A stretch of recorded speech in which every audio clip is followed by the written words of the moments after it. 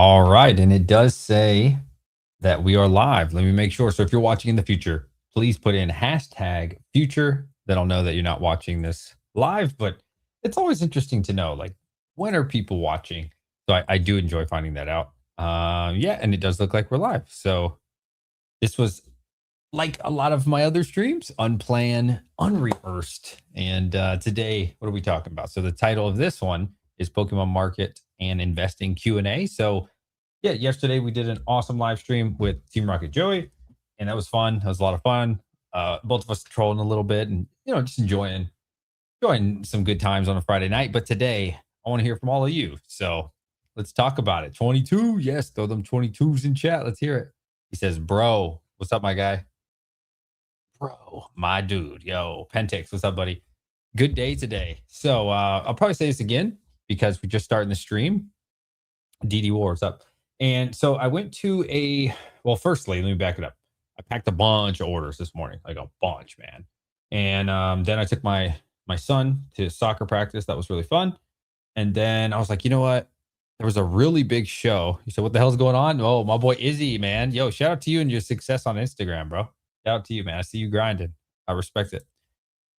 I bought 10 ETBs from you, had them at good price. Was that the Phantasmal Flames B grade? Nice, man. Yeah, honestly, if you bought the 10, probably only like 3 or 4 of them were like really, really B grade. But just to be safe, I label them as B grade. But I think at least half of them were decent, right? If that was you that bought the 10, yeah, you said it is. Honestly, I think probably half of them were pretty good, at least, right? And market's like 100 on those, so I think you got a pretty good deal. Anyways, yo, Geek of all trades, what's up, buddy? So we'll get to questions in just a second. Let me tell you guys about my day. So go to soccer, and then I know there's a decent sized show in Fredericksburg, which is probably like an hour and 30 for me, somewhere around there on 20. And kids are retired from soccer. I was like, okay, is there another show? So I'm in this local Discord, or at least for like Virginia, kind of the DMV and Richmond area, and a little bit of Newport News and stuff like that. But I think mostly it's DMV. And I said, hey, if anybody's got cheap sealed, I'm looking to buy cheap sealed. So that's what I'm looking to buy right now for sure for my store. We're not talking about the good stuff. I mean, I am looking for the good stuff in general, but I'm looking for Surging Sparks. I'm looking for Twilight Masquerade. I'm looking for Journey Together ETBs. I'm looking for the stuff that nobody cares about. I know those have ran up a little bit. So anyway, somebody hit me up and was like, hey, we're at a show right now in Richmond. Feel free. I've got a lot of like low end stuff that I just don't want, or I wouldn't mind selling for a deal. Pull up. And I said, you don't got to tell me twice. So that's what I did. I said, hey, you know what? This is perfect because I wanted to go to card show. Anyways, I've got some cash that I've had from vending and I need product. You know what I'm saying? And it's in like a bar. It was awesome. I've been there before. So they have like a really nice bar. It's a family bar, right? Like an adult bar. And so we got food for the kids because a lot of the time you go to these conventions, either as a vendor or as a buyer, and like, your wife's there and she's kind of like bored. Your kids are there. They're into the show for like 20 minutes and then they're bored. So this was perfect, bro, because they were just eating food and wings. And then they had like a little arcade. So it was dope. And then I'm doing my shopping. So I met up with the dude and I paid 80% for his collection or like his extra stuff, which was great. So I can tell you guys about some of the stuff that I got for 80%. I really couldn't argue it, man. It was a good deal. Actually, I think it ended up being about 82, but whatever. We rounded up slightly. So we got only one prismatic booster bundle. Actually, I think that was two. I'm sorry, two prismatic booster bundles, one Destined Rivals booster bundle, a Black Bolt ETB. I think it's not quite minty. I wouldn't call it B grade either. I'd say like A minus, I think. Shrouded Fable Pokemon Center. So I do need to sell that. That does have a very, very, in the corners where there's like this itty bitty like little hole thing. I think it has that. So those ETBs are only $130 anyways. So, that's fine. Ascendant Heroes, I got 4 of the 2-packs, which I haven't listed on my site just yet, but I couldn't talk him down, bro. He wanted 20 a pop. I think market's 24. No, he wanted 22 or so. I don't know. I don't think I'll make any money on that, but it made him happy. You know what I'm saying? I got a Ascendant Heroes ETB for 105. So market's about 120 on that. So not bad. Black Bolt binder and white bolt binder. So I guess that's like the new Sam's one. I haven't even seen those yet. They're huge. I don't know why they did that. They're like this big, bro. So they put the black bolt binder on one side. You have to buy like the 2 set, and then it comes with like, I think 4-pack or whatever. And then the other one's the white flare binder. Anyways, it's huge. So I'm not going to sell them as a bundle like that. That's literally this big, bro. It's huge. It's unnecessary. If you guys want to see it, type 22. I'll walk all the way downstairs and show you. But honestly, it's just this humongous thing. So I would just open it and, ship it like that because they're already big by themselves. And then, yeah, that was really it for that collection. So anyways, this was my first time ever doing this, right? Because I told you guys in the past, as a vendor, I see people go to these shows offering 80%, 85% for the high-end stuff. We might have to pay more. It's usually cards, though. And this was my first time doing it. So anyways, I buy all his stuff. He was happy because now he doesn't have to take it home. I was happy because I got a little bit of product. And honestly, market on that stuff was only $8.15. I paid like $6.52. So, I'm going to make if everything goes well, $150. So it's not a big deal. But anyways, then I started going to some of the other vendors. And I was like, hey, man, this one guy had 6 Surging Sparks. He wanted 90, which is market. And I was like, hey, I'll buy them all for $80. So he called his kid. I guess his kid was the one selling them. And he was like, no, 85. And I was like, I'm good, bro. Let me see them. So I looked at 3 of them, in my opinion, are B grade for sure. And the other 3 were like, they were okay. I wouldn't say minty. I'd probably say A-. So I was like, oh, honestly, bro, I was like, for the 3 good ones, I'll give you 85. I'll sell them on my site for 90. After fees and taxes, I might make $3. I was like, fuck it, whatever. You know what I mean? Hopefully they appreciate to like $100 soon, Surging Sparks. So it's kind of like a gamble. And then he said, you know what? How about we do 85 for the good ones and 80 for the 3 bad? And I said, okay, you know what? Fuck it. Right? Because you got to think about it. I'm only making like 150 on this other deal. But that being said, we just picked up 6 Surging. So maybe I could make $5 a pop on those. So now 150 turns into an extra 30. So then I go to the next guy. And this was working really well. This was working like so well, dude. Never done this before. Really excited about it. Went to another guy and I was like, hey, dude, do you have any sealed product that like you just don't want to carry home? It's like more towards the end of the show. I think the show ended at 6 p.m. and this was at like 4 p.m. So, that's just what time I got there because my kid's soccer game and blah, blah, blah. So then he had prismatic booster bundles and I paid $90 for those and I put them on my site for $100, right? So it's not a lot of money, but like going vendor to vendor to vendor, if I can make $10 here, 20 here, 30 here. So yeah, we bought 3 of those. And I ended up paying actually $285. I talked them down to $285 total. So, hopefully on the 3 prismatic bundles, I think 2 of them have already sold on my site. I have to check. Or I didn't even load all 3. I'm not sure. But yeah, we'll profit $20, $30 there. And then a different guy, he had the Unova boxes. And those are market right now about 118, 119. I talked them down to 100 each, which again, not a huge win or anything. So, might make $20 on each of those. Don't really want to ship those though. So if anybody wants to buy the Unova heavy hitter, I would really want to just open it for you. You can have all the promos, you can have everything, all the packs and all that good stuff. Feel free to hit me up for $120.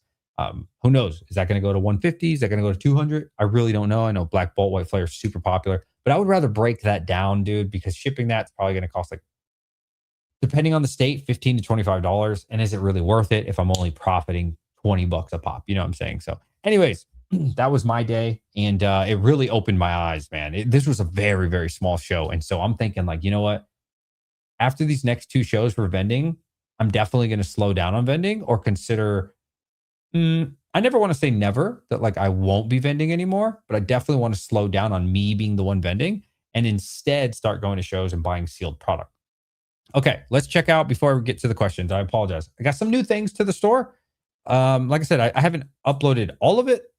There are some things that I'm like, I need to look at the conditions again before, whatever, blah, blah, blah. And so here we go. So I also got 20 of these today. I paid really high on these 151 bundles. They're there. After talking to Retro Specs, if you guys can still hear me, type 33 in chat.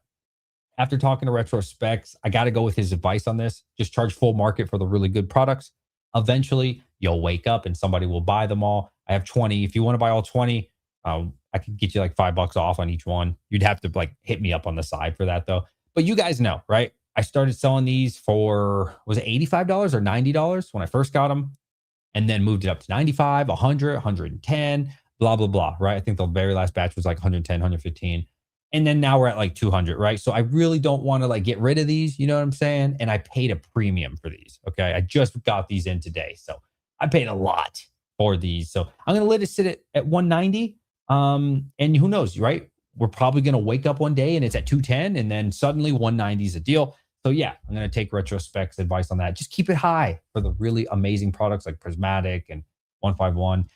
Something else I'm going to do that I've never offered before. So I've sold a lot of these cases. I want to say, because you guys know I bought 20 of these. I think I've sold 12 now. I did the count. I have about 8-ish left. And probably 6 of them are kind of ugly. So what I'm going to do is probably for the remainder of these, maybe 1 or 2 of them are like good, like nice. What I'm going to do is I added 4 to the store. So if somebody buys 4 UPCs, I am going to give them a sealed case. Bottom line, it's not going to be a pretty case. The ones that were pretty, I sold for $200 a pop. So I put a $20 premium on each one of those. So yes, yeah, if somebody buys 4 of these, you will get a case, a sealed case. I don't know anybody else that's giving out sealed cases for that price, even if they are kind of ugly. 180, that's literally market or under market slightly, not much at all. But that's what I'm going to do instead of like, charging or overcharging for a sealed case. I'm going to give you the ugly ones. Yeah. So yeah, you save $6 on each one and get a sealed case. To be fair, shipping is a little expensive on cases, but that's the best I could do. I feel like that's unbelievably fair for a sealed case, even if it's ugly. And is there anything else that I added to the store? There's little things that I added. I did add some. Oh, I need to take this off. That sold. I need to add a black bolt. I added these to the store, and then somebody saw that I added 6 of these. Yeah, so they hit me up on the side. They said I want to buy all 6. I'm going to pay for them Monday. So these are from 2008. Really excited about these, but at the moment I put them out of stock because there is a private sale going on. So if that sells Monday, great. If not, they just kind of waste my time and I have to put it back on the website. It is what it is. Other than that, I added these little Phantasmal Flames packs, $8. Oh, I still have these, yeah. And I added this Rebel Clash, which is kind of cool if you look at this. I know Rebel Clash sucks, but this has Ghastly, Haunter, and Gengar.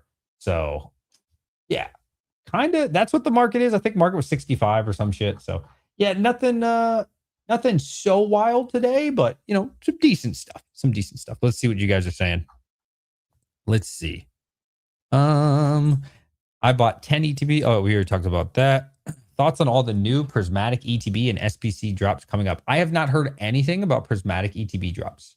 I have heard the SPCs are coming out.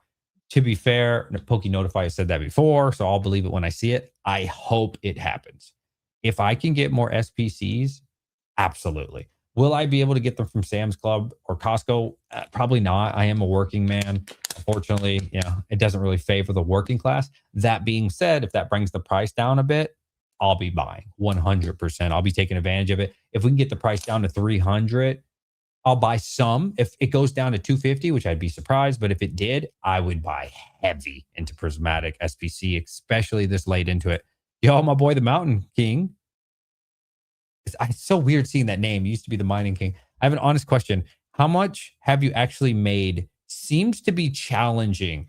Okay, that's a good question. If you're still here, Mountain King, let me know. Let me look at how much we've sold on the store so far.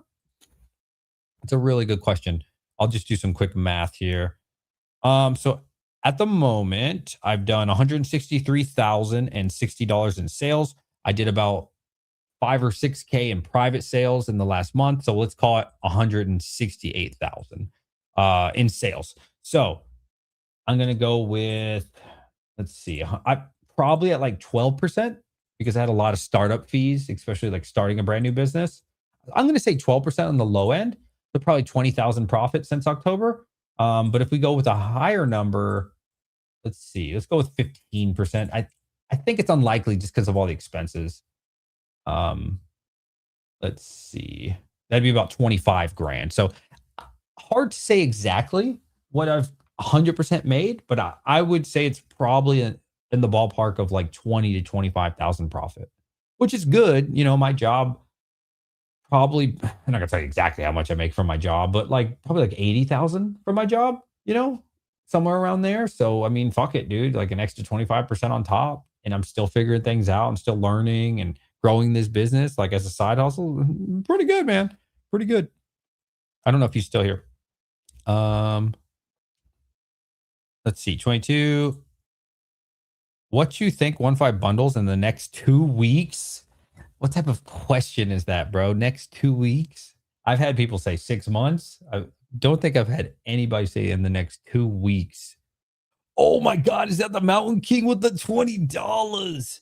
Yo, my boy, the Mountain King with the girl. Yo, what's up, bro? How much time have you invested in that 25,000? Oh, that's a good question.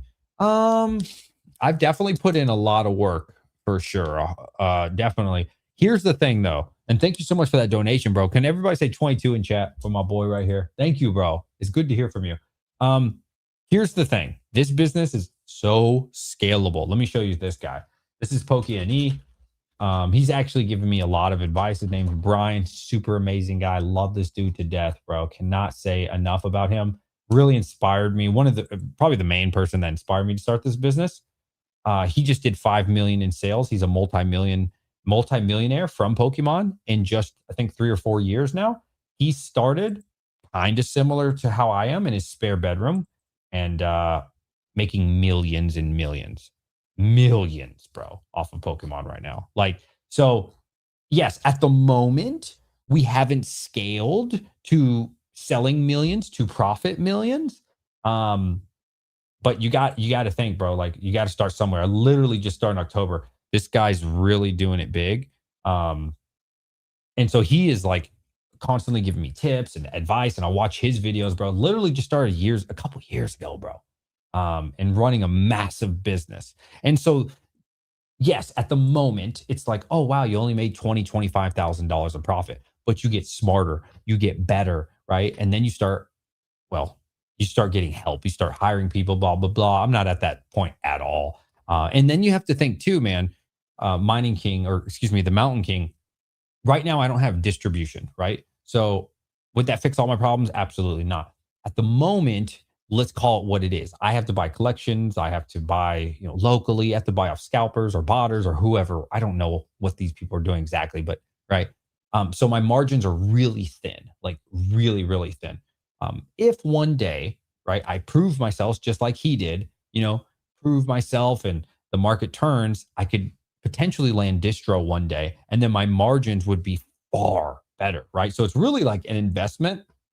This time and everything I'm doing isn't wasted. You know what I'm saying? So when I do apply for distro, I'm going to say, hey guys, this is my website. This is my YouTube channel. Hopefully at that time I got like 5 to 10,000 subs. Here's my track record on Shopify. I've sold $1 million worth of Pokemon or $2 million worth of Pokemon. And you see what I'm saying? So it's not like wasted in that way. It's not a waste of time. Like, everything I'm doing is beneficial to me in the long run for my track record, right? Like the hardest part, well, one of the hardest parts, I should say, is proving that I can sell this stuff. Because if I'm a vendor and I go out and I just do cash deals, that doesn't help my business on paper. You know what I'm saying? That 1099, that whatever, like the evidence is what these big companies want to see. They want to see, can you do this for a long time? Can we trust you? What are your numbers and blah, blah, blah. And so like, I have to be able to prove those numbers. And that's why a lot of the times people ask me for side deals. Can I pay you in Zelle? Can I pay you with PayPal? Can I do these side things? It's not 100% off the table, but I really don't like doing that stuff. I would rather pay the 3% fee on Shopify and pay my taxes. I'm going to be honest with you, because I need that track record. Does that make sense? I would rather pay a little bit more because it's going to be worth more in the end when I can apply for distros long-term years from now. And thank you so much for $20, bro. I really appreciate it. That helps so much, bro. Like, thank you so much. How do you feel your margins will shift during a market downturn? Is there anything you would do differently in said downturn? That's an excellent question, bro. I haven't been through a downturn as a Pokemon business. However, I have listened to a lot of Dan, Catch 'em All Collectibles. What I try to do is I try to listen to people that are very successful in this industry. That's what I try to do. I don't listen to people who don't know what they're talking about. I don't listen to the comment section unless they happen to be that rare person that knows what they're talking about. I've indirectly spoken to Dan, like I'll be in his live streams and just ask the question, and he actually said, in his experience, you make more money in a downturn because you have to understand, Pokemon turns or something. Let's say a booster box goes to $150, right? Well, you're still only paying 70% of that. So you're not paying $150. You still get it under market, and then you could still make your margins. And arguably, it's easier to make your margins because now it's cheaper. Right now, it's very expensive, right? Type 22 in chat if you guys feel like Pokemon's rather expensive. It's kind of hard to open because you're like, damn, this $200. This is $300. This item's $500. When things get really cheap, you're like, fuck it, dude. These packs are $4. Who cares? Let's have some fun. You see what I'm saying? So like you get to sell a lot more volume and you still make your percentage. Your percentage does not change at all. Actually, right now, it's a lot harder to get Pokemon because since the market's so hot, 80% is like the bare minimum. You know what I'm saying? Unless somebody wants to give you the buddy hookup for 75, which is really nice of them. But I'm gonna be honest with you, most people aren't gonna do that for you. Understandably so. But yeah, I mean, in the bear run, you're gonna be able to pay a lot less money. Okay. That's what Dan says. And I'm gonna believe what Dan says. I'm gonna believe all the people that have been doing this for 5-10 years running a successful business. And there you go. Pentix here. I know he runs a very successful Pokemon business. I want to say he also messes around with other TCGs. And a lot of people tell you, man, bear market's where it's at. Listen to Rudy, right? Alpha Investments makes a killing in the bear run. He prefers the bear run because now everybody can afford it all of a sudden. So yeah, I was scared initially, but after hearing that reassurance, I'm like, okay, we're still going to survive. It's going to be fine. We'll just sell more. Yeah. Card flipping is actually a lot easier when the market is down. I did that between 2022 2024. Margins are tighter right now. Oh, okay. Yeah, I've vended a lot this year already, man. I think vending, and listen, there's a lot of people that do it very successfully. I would say if you're going to be full-time vendor or whatever, you definitely want to make content. You definitely want to do that. That being said, my business model is not vending. It started for me, honestly, just because I got invited for a free table and I really enjoy it. And I still enjoy it. I think it's fantastic. That being said, what is my time worth? My time is, I would probably say like worth like $100 to $150 an hour. That's what I would put myself at. But I can do that really easily from home on my website. You know what I mean? And I think as I learned today, just testing out the waters, I think maybe some of you guys weren't here for that. We got 80 viewers. So I think when I started talking about this, we had like 20. I like going to shows now. This is my first time doing it and just buying sealed off people. I think that's excellent. So I'm going to give that another try at a bigger show. This show was really small, but that worked phenomenal. I'm thinking about going there, 10K cash, maybe down the line. We're like not right now, but like down the line when my business is growing more, walk around with 20, 30,000 cash and just buy people out. You know what I mean? Oh, how many ETBs do you have? Oh, you got 20 of those? Yeah, I'll buy all those, right? Or, oh, how many of those ones do you have? Yeah, you got 30, buy them all. Or like, hey, if I buy all 50 of these, will you cut me 10 off? You know what I'm saying? And start doing that. And that's only if collections are dry, right? Like the best thing for me has certainly been people mailing me their collections and I pay them the next business day. That is by far the easiest. That is by far the best. I love that, right? But you got to understand those collections aren't as popular or aren't as easy to get. I was averaging about 2 or 3 collections in the mail a week. That's slowed down now. I'd say about once a week. And it is what it is, right? But yeah, ideally, I wouldn't have to go to shows. I wouldn't have to ever leave my home.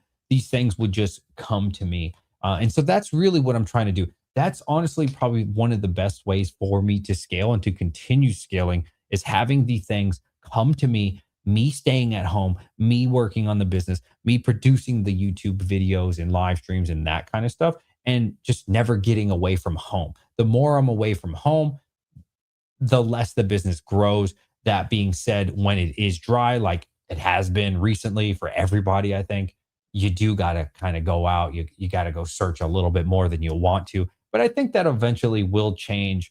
Um, the market's not always going to be like it is right now in this moment. What's up, Pocket Change? Good to see you. The market's not always going to be like it is right now, where you kind of have to like search for inventory. I think soon enough, well, not soon, but maybe mid to long term. Who knows? Is that 6 months? Is that a year? Or is that 2 years? I really don't know. But I think long term, people are going to come to us, flocking to us. I can tell you, when the downturn happened in October, November, and December, bro, I was getting so many people scared, panic selling. DJ, will you please buy my collection? Oh, I'm buying at 75%. Okay, no problem, no problem. Oh, yeah. And then November came around, market was definitely like, oh my God, market crash, blah, blah, blah.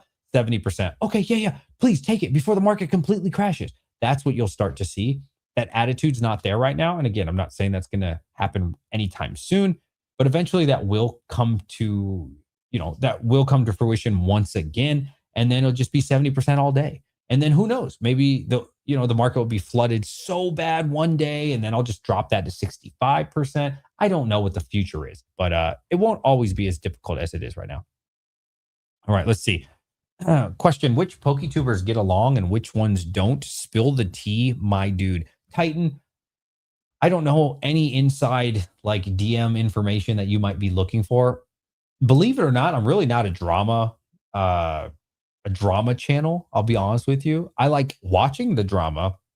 I just don't really look into it like that. It's not really my thing. I mean, if I'm in a live stream with somebody and they want to bring it up, sure, I don't mind. I'm not like a shy person. You can talk about this person or that person within reason, as long as they're not my friend. If they're my friend, I don't like that. But I don't know. I don't really look into that kind of drama stuff, bro. It's not my thing. You know what I mean? I'm 36. I'm an older dude. I don't got time for all the drama. Not saying I won't poke fun every now and then and people poke fun at me, but I'm just trying to run a business, bro. I'm trying to do it ethically. I'm trying to do it, legally and morally correct and do right by people. So no, I don't know, man. I don't look into drama much, to be honest with you. Follow-up question: what flavor Zyn you rocking? So I actually don't use Zyn anymore, and I don't recommend you guys do this. I do On, because On is much cheaper and much smaller. Still looking for IRs and full arts. Ooh. Potentially, like I said a little bit ago, I think I'm going to start to get out of vending a bit, and I need to focus on my business more, man. I think I'm just going to start going to these shows more, like I did today for the first time ever, and just walk around with cash and just do what I did today. Hey, is there anything at your booth? Any sealed product that, like, the unpopular stuff, Surging Sparks, Twilight? Come on, let's be honest. We both know, even though the price has gone up to $90, this shit ain't flying off the shelf for Surging Sparks. So, hey, you want to sell them all to me for 80? Or your Twilight? Come on, I know that says 85. I know the market's moved up to 85 on those Twilights. You want to sell them to me for 75? And just do that. I think I like doing that a little bit better, and I think it gets me what I need. What is your appetite for adopting a new TCG like One Piece? Honestly, dude, I've explored into Magic, and I'm not going to say that Magic's bad. I'm going to say that I don't have the time, or maybe the business acumen to make it work properly, or maybe I just don't have the patience, because I can show you here. I bought this, which I'm way under. I think I'm $50 under market on this. No takers. Lauren Eclipse, I was like $15, $20 under market on this. I sold one, and now this is market, unfortunately. This, I think I'm either at market or under market. All the Magic products I bought, they just haven't done well for me. To be fair, I don't really market it properly. I don't want to like ruin my Pokemon channel, you know what I'm saying, and like show all these other TCGs. I would have to make a separate channel, and I don't want to invest it. And honestly, it comes down to this: Pokemon is king. It always has been king. It probably always will be king. Why do I need to settle for second or third best? Now, that being said, the nice thing about Magic in particular is like it's an unlimited supply. So I could get, I could sell it, and then I could get more of it, which is really nice. With Pokemon, you can't really do that as easily. I'll give you an example. Those 20 cases of the UPC cases that I bought, I got them all for like $147 a pop on the UPC, again, sealed cases. I can't rebuy that. The price has already gone up now to like 190 per UPC to buy the exact same thing I bought a month ago. That's what's happening, right? You buy 151 bundles for 90 bucks a pop, 85, whatever the fuck it is, right? You can't buy that again. There's no opportunity to replenish it for that same price. And so like that's where I think Magic is very appealing from a business stance is like I could sell it and get it for the exact same price. You can't do that with Pokemon, right? Everything moves up another 20%, another 30%. So you got to keep buying it and buying higher and it gets complicated. But for One Piece, not really interested for me personally. Good luck to everybody that does it though. I have all the SV and a lot of Sword and Shield mini or minty ETBs. Kids losing interest. DJ, is that something you buy? Absolutely, absolutely. Hit me up. I'll give you my Instagram right now. I'll save you the trouble. Do you know? Yeah, to save each other the trouble. Just send me the list or your what's it called? Collector app. Either one. A picture is really annoying. And if you want me to do the work for you, I'm going to be honest. I'm not like super thrilled to buy collections while I have to do all the work and, find out your list for you because I've done that in the past. And then people have flaked on the deal. So I've spent, 2 hours on a collection one time, like took all the items they had from the picture, looked it up, found out what 80% was, blah, blah, blah. And at the end, they're like, no, thanks. And now they have a free list. And so it consumes a lot of my time. But feel free, reach out on Instagram, DJ's Poke Center. You can email me if you really have to.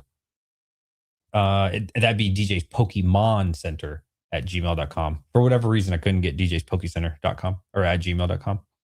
I just made 5,500 selling some 151s today at 100% market at a card show. I can't complain as the rest of the entire collection is essentially free now. Yo, congrats, buddy. Pokeball. Congrats, buddy. That's fantastic.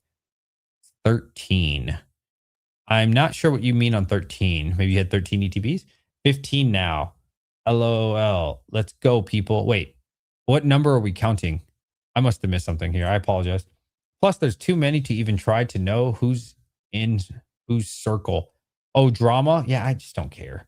Hey, DJ, are you buying 151? I've really slowed down on buying 151. It depends what it is. Like I said, I just purchased some 151 bundles. I paid really high on them, and these haven't sold out yet. So this is full market, full disclosure. I just bought 20 of these. So I'm not 151 is so expensive right now that I feel like the risk to reward quite isn't there for me. The chances of me getting burnt on 151 at this late into 151, like which product do you have? I tell you right now, I have no interest in buying the Pokemon Center. That is way too risky for me this late into the game. Even these ETBs, bro, look at this price, bro. 610. Yeah, so market 610 on these. Honestly, bro, like, let me see. 610. I'd probably offer you so low on them, it wouldn't be. I'd offer you 80%, which is 488. And honestly, you could probably do better than that. But for me, 151 products are just too risky. They're just inflated. They're through the roof. Even 85% is 520.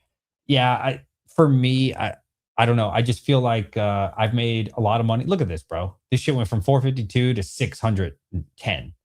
Like when the chances of me getting burnt on this are really high. Really high, dude. Look at this chart. Look at this, bro. Like, yeah, I don't feel comfortable paying high on 151 right now. So honestly, am I buying 151?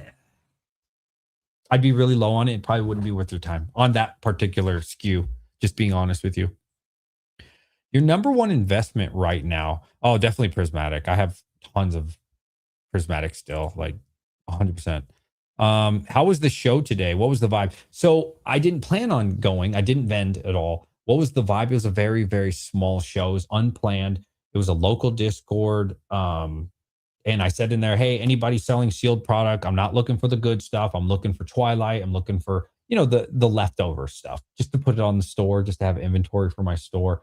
And somebody hit me up. They're like, hey, yeah, I got a bunch of stuff. I'll sell it to you for 80%. I said, cool. So I drove over there. The vibe was dope. It was a really fun show. It was a small show, but it was fun because they had a bar. And so my kids got to eat and there was an arcade. So it worked out great for all of us.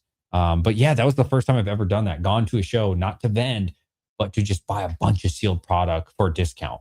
And that worked out fantastic. So I'm going to try that again at a really big show. I'm going to walk around with my little fanny pack, and we're going to have a bunch of cash. I'm going to go vendor to vendor, and I'm going to see, hey, is there anything? And I don't expect them to sell me Prismatic for 80%. I don't expect them to sell me Destined Rivals or like the good stuff. That's always the hope, but I doubt it. But just walk around and, hey, I see you got 10 of those. We sell all of them. I'll buy them right now for 80%. No? Okay. Thank you for your time. Next person, right? And I'll try that out. I think I'll try that one more time. It's pretty good. What are your thoughts on Ascendant Heroes as a long-term hold? Fantastic. Fantastic. The best product right now, probably besides the ETBs.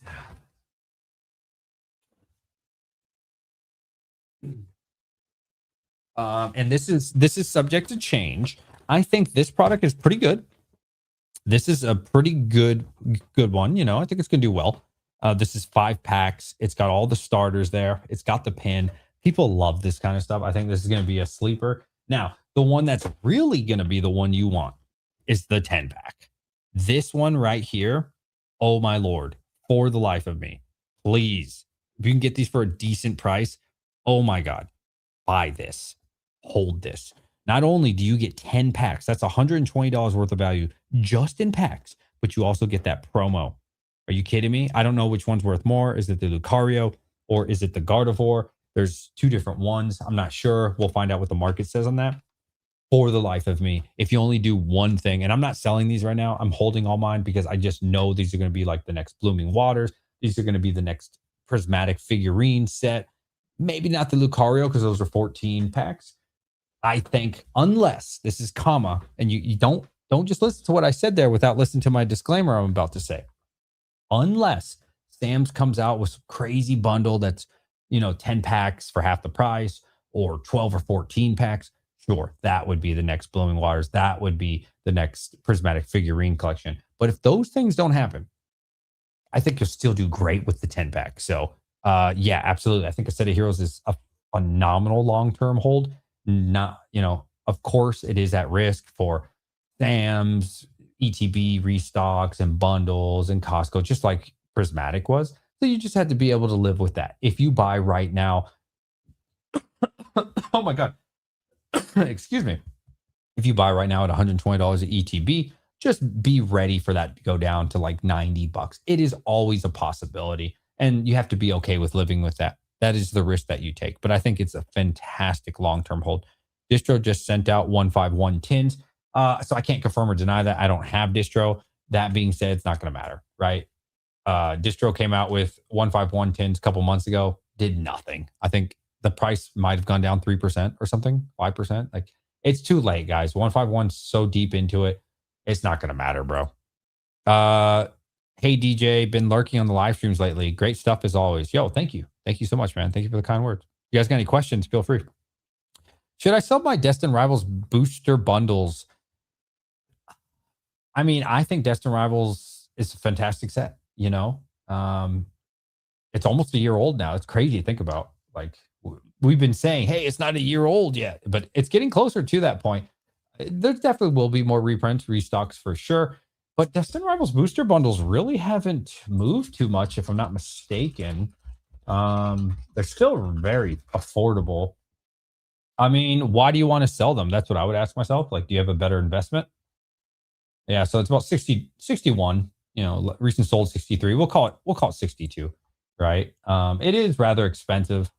But it's not the most expensive thing in the world. It's about $10 a pack, and then you get the booster bundle premium. It's up to you, man. Do what you want, but like, where are you going to reinvest the money? I guess is what I would say. Thoughts on diversifying and buying the less popular Pokemon? Okay, firstly, I'm not qualified to answer this question, as I always say. That being said, a lot of people say just buy the best set. I think there's a lot of truth to that. But then you got to listen to Alpha Investments, who says buy the bad sets too, because those do well. So, I don't think there's anything wrong with buying the bad sets. They will go up. Will they go up as much as the good sets? Probably not. Probably not. But either way, they all go up, right? So, yeah, if you can get them, I mean, the benefit of the cheap stuff is you get them for cheap. The bad thing of the cheap stuff is, they don't appreciate as fast. The volume's a lot less. So, like, dude, I can tell you right now, If I put these prismatic ETBs on my store right now and don't even announce it, I guarantee you they'll all be sold out in probably 5 minutes. Guarantee you. Now, if I were to put on Journey Together ETBs on my site, they'd probably take a week, maybe even 2 weeks to sell out. And so you'll still do well, but you can put a full market for prismatic right now, and it will instantly gone, bro. So you got to ask yourself, are you willing to wait? There's a lot of variables for sure. Do what's best for you, man. You think modern ETBs like 151 or Prismatic Ascended will ever reach prices like Team Up or Cosmic Eclipse ETB prices levels because there's so many more being stored? Again, man, it's so hard to answer the future questions. I have no idea what's going to be in the future. Um, I think they'll do just fine because I would say by far there's way more people in this bull run than have ever been in COVID. I would say COVID, there's way more people than the bull run before that, and so on and so forth. So yes, there may be some more. I don't know what the numbers are. There's no way to prove or disprove this. There may be more sealed product. That's true. But there's also 10 times or 100 times more people interested now than that were back then. You understand? So the demand is far exceeding the supply. There's not that much supply, right? It's not like you're going to open up some warehouse randomly and then we're going to hear about 1 million prismatic ETBs just came out. No, it's never going to be like that. Rudy himself can't even get over a couple thousand ETBs. It just doesn't exist. It's not out there like that point. A lot of people will have you believing that there's just so much product everywhere, just waiting and hoarded. No, dude, there's people like you and I that got, 2 ETBs. There's people out there that got like 5 cases, 50 ETB. Oh, wow. Who cares, right? It doesn't really matter in the grand scheme of things. I would not be worried about, is there all this product somewhere? Yeah, but is it going to get to the team up levels and stuff? I don't know, bro. It's so hard to say. Maybe 20 years from now. Only got 3 displays. Oh, something else I wanted to do. Fantastic idea. I need to implement this.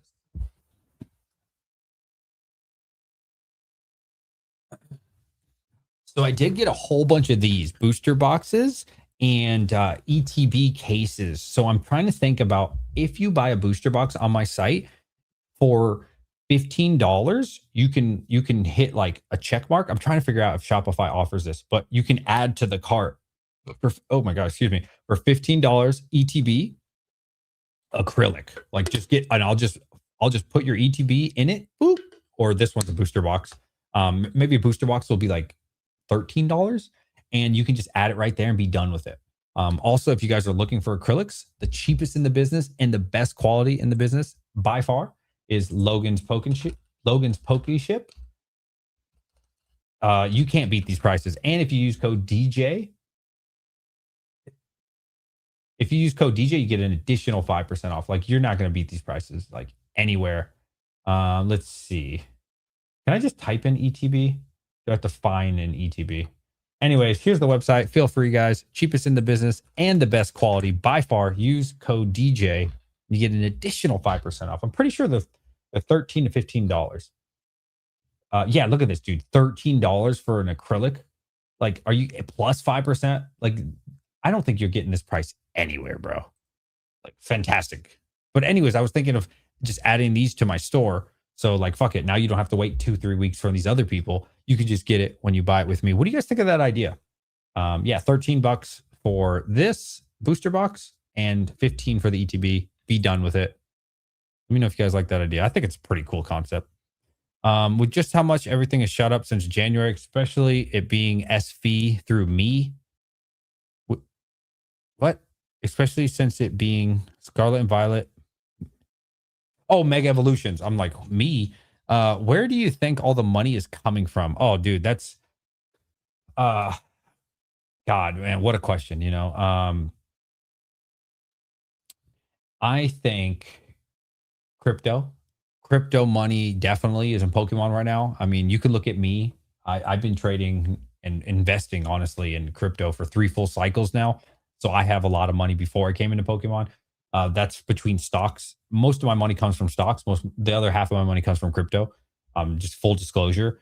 So there's people like me. There's people that are 100 times more wealthier than me. There's people that are 50 times more wealthier than me, and everything in between, right? And so sports people are probably coming over. I would imagine stock investors, like I said, are coming over, and just people with money. There's so much money out there. I know it might not feel like it for the average collector, for the average person, but there is billions just flowing in, bro. Just flowing in. And maybe they're not spending the billions, but if you look at the stock market, it's down. Like S&P 500 is, I think, negative 4 or 5% this year. Crypto's down 50% or more for the altcoins. And they're looking at Pokemon breaking all-time highs. And so, yeah, they're buying it up. You know what I mean? It's easy money. Is what it is. I mean, right now you can buy pretty much anything Pokemon related and it just goes up. Is that a top signal? Yeah, probably. But it is what it is.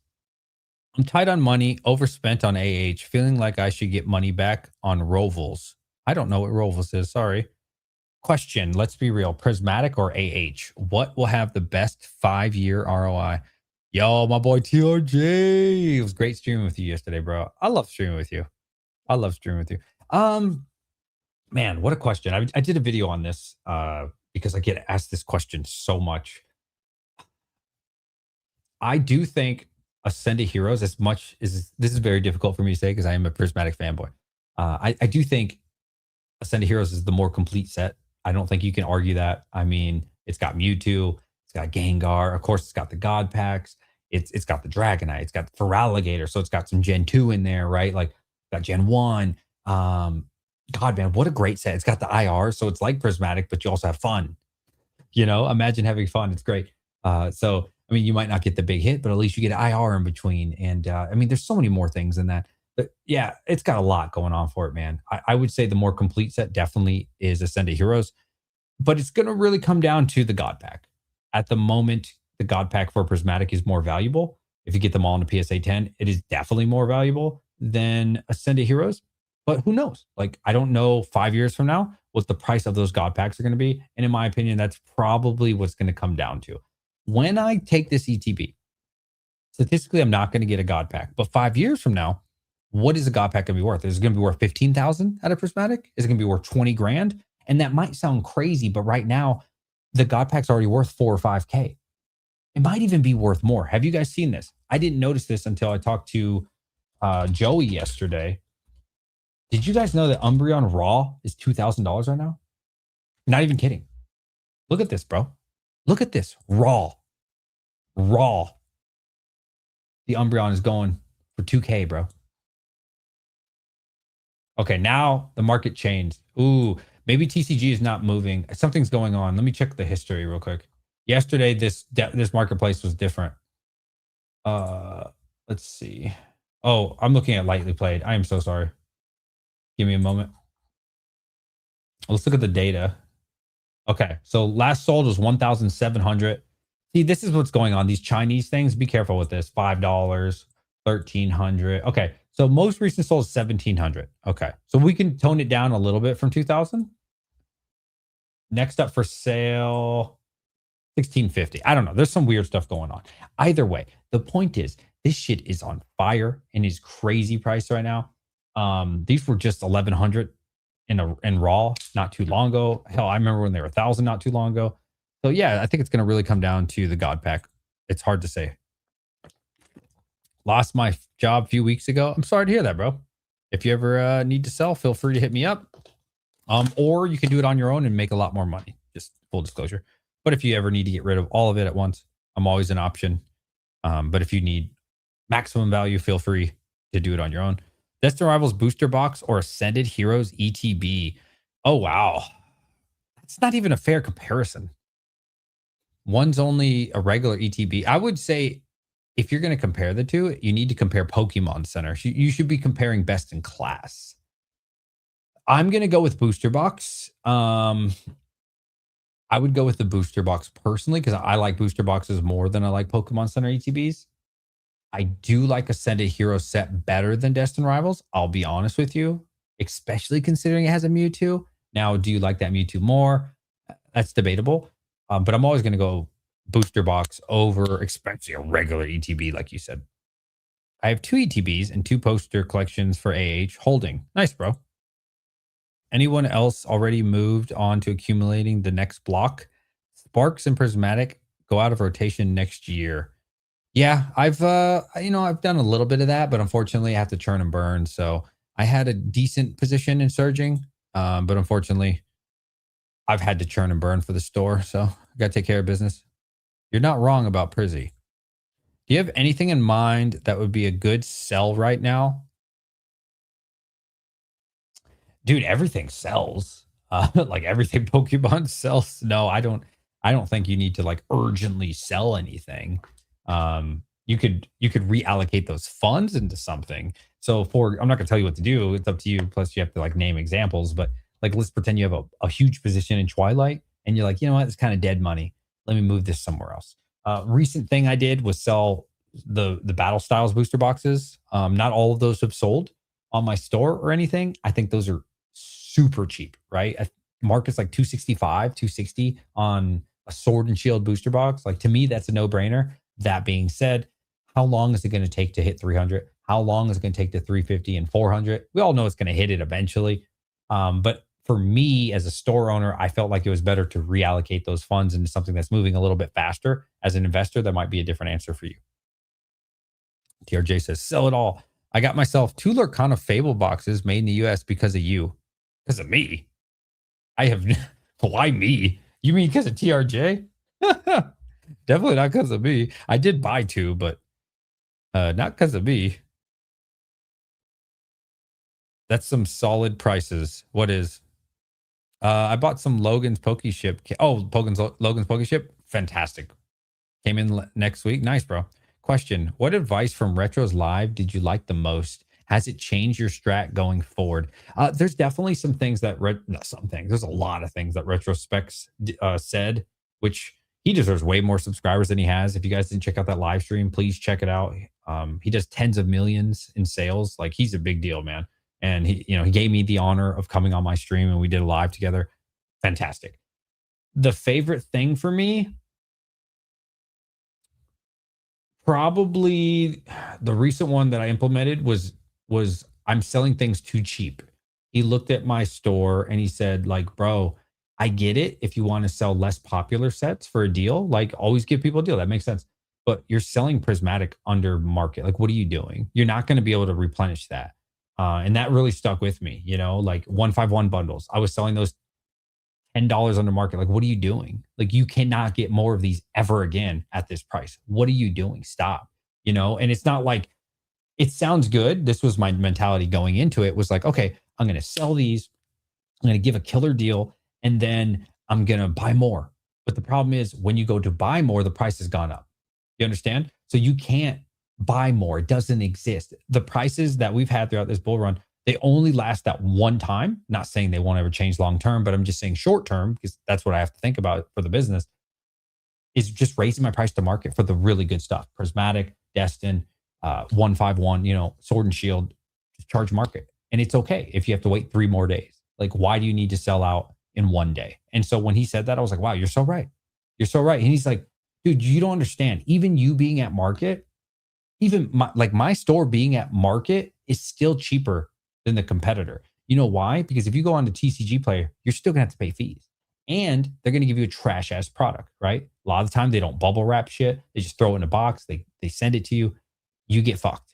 And like on eBay, the price might be the same as my price. That being said, once you go to check out, there's a huge fee associated, or taxes. All right. I'm not charging taxes. That in itself is a huge deal. Now, eventually, when my store grows, I will hit Nexus thresholds for certain people or for certain states. And at that point, yes, my store will unfortunately have to charge taxes, but I'm pretty far from every state hitting the Nexus threshold. So at the moment, me being market is still significantly cheaper than most places. And so when he said that, I was like, wow, you're so right. Like, you're so right, bro.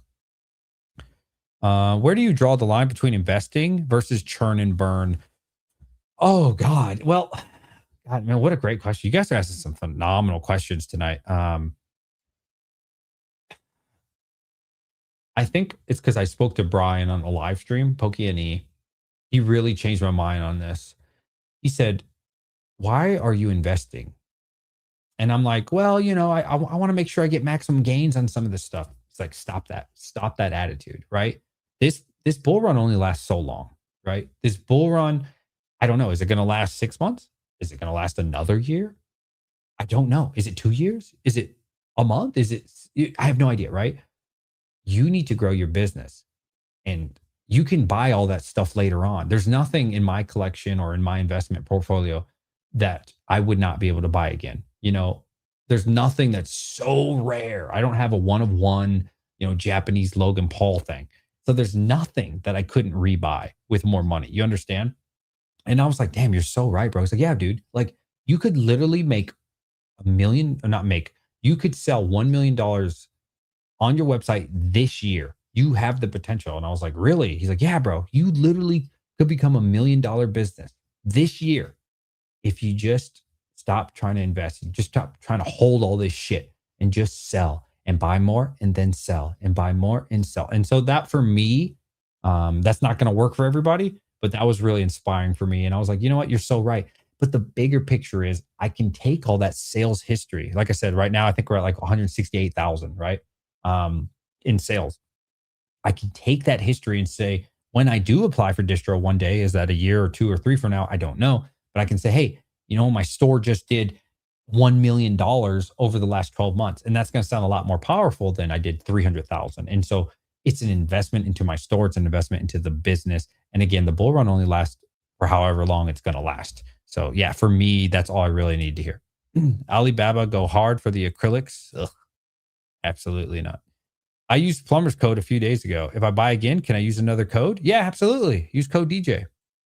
Thank you for thinking of me. It's a good idea. I wouldn't buy them, but that price makes it interesting. Oh, you don't like acrylics? Bro, acrylics are fucking amazing. And by the way, this isn't sponsored or anything. I don't get money for selling these. He does send me some of these sometimes as a thank you, but just full disclosure.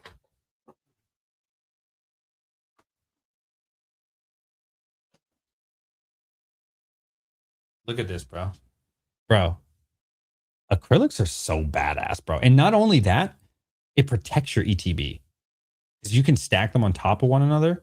I'm here to tell y'all, I bought 100 Phantasmal Flames whenever they first launched, and I kept them stored only for like 3 months. The whole bottom rows, because they were in like a square box, I bought 100 of them. I still had like 30 left. The whole bottom 2 rows, the backs bent out like and exploded almost, kind of. Only with 3 months of storage. If I would have used these, like, now obviously you're not gonna do that with your cheap stuff, but with like your expensive stuff, bro, like, why the fuck are you not protecting a $300 ETB? Like, you're crazy.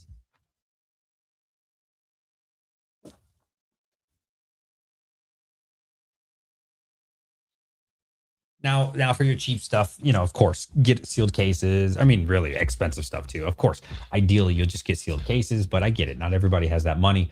Not everybody has 2K, 1K, 10K to drop, but they have $200, and then next month they have $200. You see, so at that position, most importantly, just protect your stuff, dude. Just protect your stuff. Where do you see the ETB case for $15? It shows $16.99. Are you talking about the acrylic? ETB. I see booster box for 13. Okay, so he did raise the price a couple bucks on the ETB. Yeah. Okay, so it is 17. But with code DJ, what does that come to? What does that come to? I'm gonna do this off screen in case it shows my name and all that bullshit. Either way, bro. Let me see. Yeah, it was 15. Maybe it was just like a sale. Let's see, with code DJ, what does that come to? Let's do checkout. Code DJ. 16.15. Excuse me. It's 16.15, not 15. I apologize. That was $1.15 off. I apologize. Do you think modern era sets will go for as much as vintage sets? In the same timeline, a 15-year-old blister may go for 2,000. But what do you think a single booster will be? No, I don't think modern cards can go to 2,000 a pack, if that's what you're asking. Like, how is that possible? Especially when they're modern. Like, no. Now, 20 years from now, will prismatic packs be, a couple $100? Probably. Yeah. But nah, I don't see any way that's possible. Um, I don't see how that'd be possible. Like if they just came out a couple years ago, how would they be as expensive as vintage? That wouldn't make sense. The one percenters have more money to spend than we can comprehend. Yeah. In the EU, we get an additional product for main sets. The USA doesn't. Half booster boxes. Yes, those are pretty cool. €80, $90 for 18 packs. I've been stacking them as it's easier to sell than ETB. Oh, that's dope, bro. Wife and I make over 100K a year. I collect Japanese and keep English sealed. Spent 5K this month alone on Pokemon. Good luck keeping up if you don't have a decent job. Not wrong. Not wrong. But you know what? I'm gonna go back to this. So Nostalgianomics did a good video today about like I feel like I should do a response video to this, but I don't want to like meat ride too hard, you know what I'm saying? But I do give him his credit, at least during live streams, if nothing else. Why do people care what other people do? He asked that in his video. I thought that was really good. Like, bro, who gives a shit? If your net worth is $500, who cares, bro? That's fine. Like everybody starts somewhere, why are we looking at other people? Like, oh, this guy's got $500,000. This guy's got 100K. This guy's got $1 million collection. And I don't know why people are so obsessed, like with other people are doing. And like, you know what I mean? Like, dude, do what you can afford, have fun with it. I'll tell you what, investing with a couple $100 or $1,000 is better than not. And, be happy. Like, I'm happy for people that make money. Like, good for them, man. Do you think modern Pokemon blisters will ever hit vintage? Man, I feel like I'm getting this question like 3 times in a row. Do you think modern Pokemon blisters will ever hit vintage level returns, or is there way less likely now because everyone saves sealed product?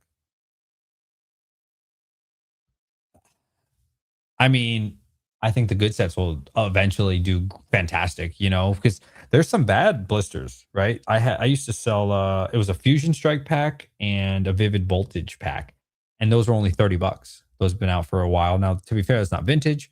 But yeah, I think long term, yeah, like maybe not as good as like real vintage, but yeah, they'll go up in value for sure. But come on, there's way better things than blisters, At that point, you're really just looking at the promo. And let's be honest, Scarlet and Violet's promos have been terrible. Like Sword and Shield's promos, amazing, right? They gave out some good quality stuff. Let's see. Stuff like this, like I still don't get. I paid $75 for this at a show last weekend. Like, look at the promos they used to give you. Like the promos they give you now, I don't know, man. The promos in Scarlet and Violet are kind of shit. A lot of them just look like regular ass cards. Like common cards. Like they give some terrible promos these days in those blisters, bro. Not saying that's a blister card, but you get my point. Question: go on all-time favorite card in your collection or not? All-time favorite card. If we're talking nostalgia, it'd be Charizard first edition. I never owned one of those, even as a kid. I had a base set and had a second. That being said, I'm not a huge vintage guy, even though I was around for the beginning. I'm basic, bro. Like I'd probably say like Umbreon. I know I'm basic, but I really like Umbreon, man. It's a great card. It's gorgeous. I love it. Sheesh, another live? Yeah, buddy. I was gonna make a video, but I figured why not go live, right? You never know. Sometimes you get donations and ad revenue helps. Well, the ad revenue sucks, but the donations help. Let's see. Glad to hear sell-off liquidity is still moving in. No, thank you. Let's see. What are your thoughts on Surging Spark still sitting at 260? I could have sworn it was like 240 recently. I think Surging Spark is going to do fantastic. Like long term, they got another reprint, or maybe they found a bunch in stock, or whatever the hell it was. That's what caused the price to go down. They keep doing that with Surging. Eventually, those will dry up and those will stop happening. And then Surging will do really well, but it keeps getting pushed down. But eventually, it'll do just fine. Do you think modern Pokemon Blister? I feel like you already asked that. If I told you what I paid for my Umbreon EX last year, you'd think I stole it. Free. $800. Oh, Fabled the GOAT. Oh, damn, I must be behind. Shout out to my boy Joey. Hey, Joey, I agree. Shrouded Fable is the GOAT. He ain't talking about Shrouded Fable. Oh, I did get a Shrouded Fable Pokemon Center today. I don't know if anybody's interested. It has a very, very small hole in one of the corners. I'm asking 125. I think market's like 130. So if anybody's interested in that. What's funny with Shrouded Fable, if you're going to buy Shrouded Fable, not saying you should, but if you are, just buy the Pokemon Center. Shrouded Fable regular ETB is like $85. Just fucking pay $40 to get the Pokemon Center at that point, bro. Like, what are we doing? Don't even buy the regular. Is there any upside selling sealed product instead of slab singles, or is it just preference? Okay. How can I answer this in a short way? Hold on. One of my friends just messaged me. This is the homie right here.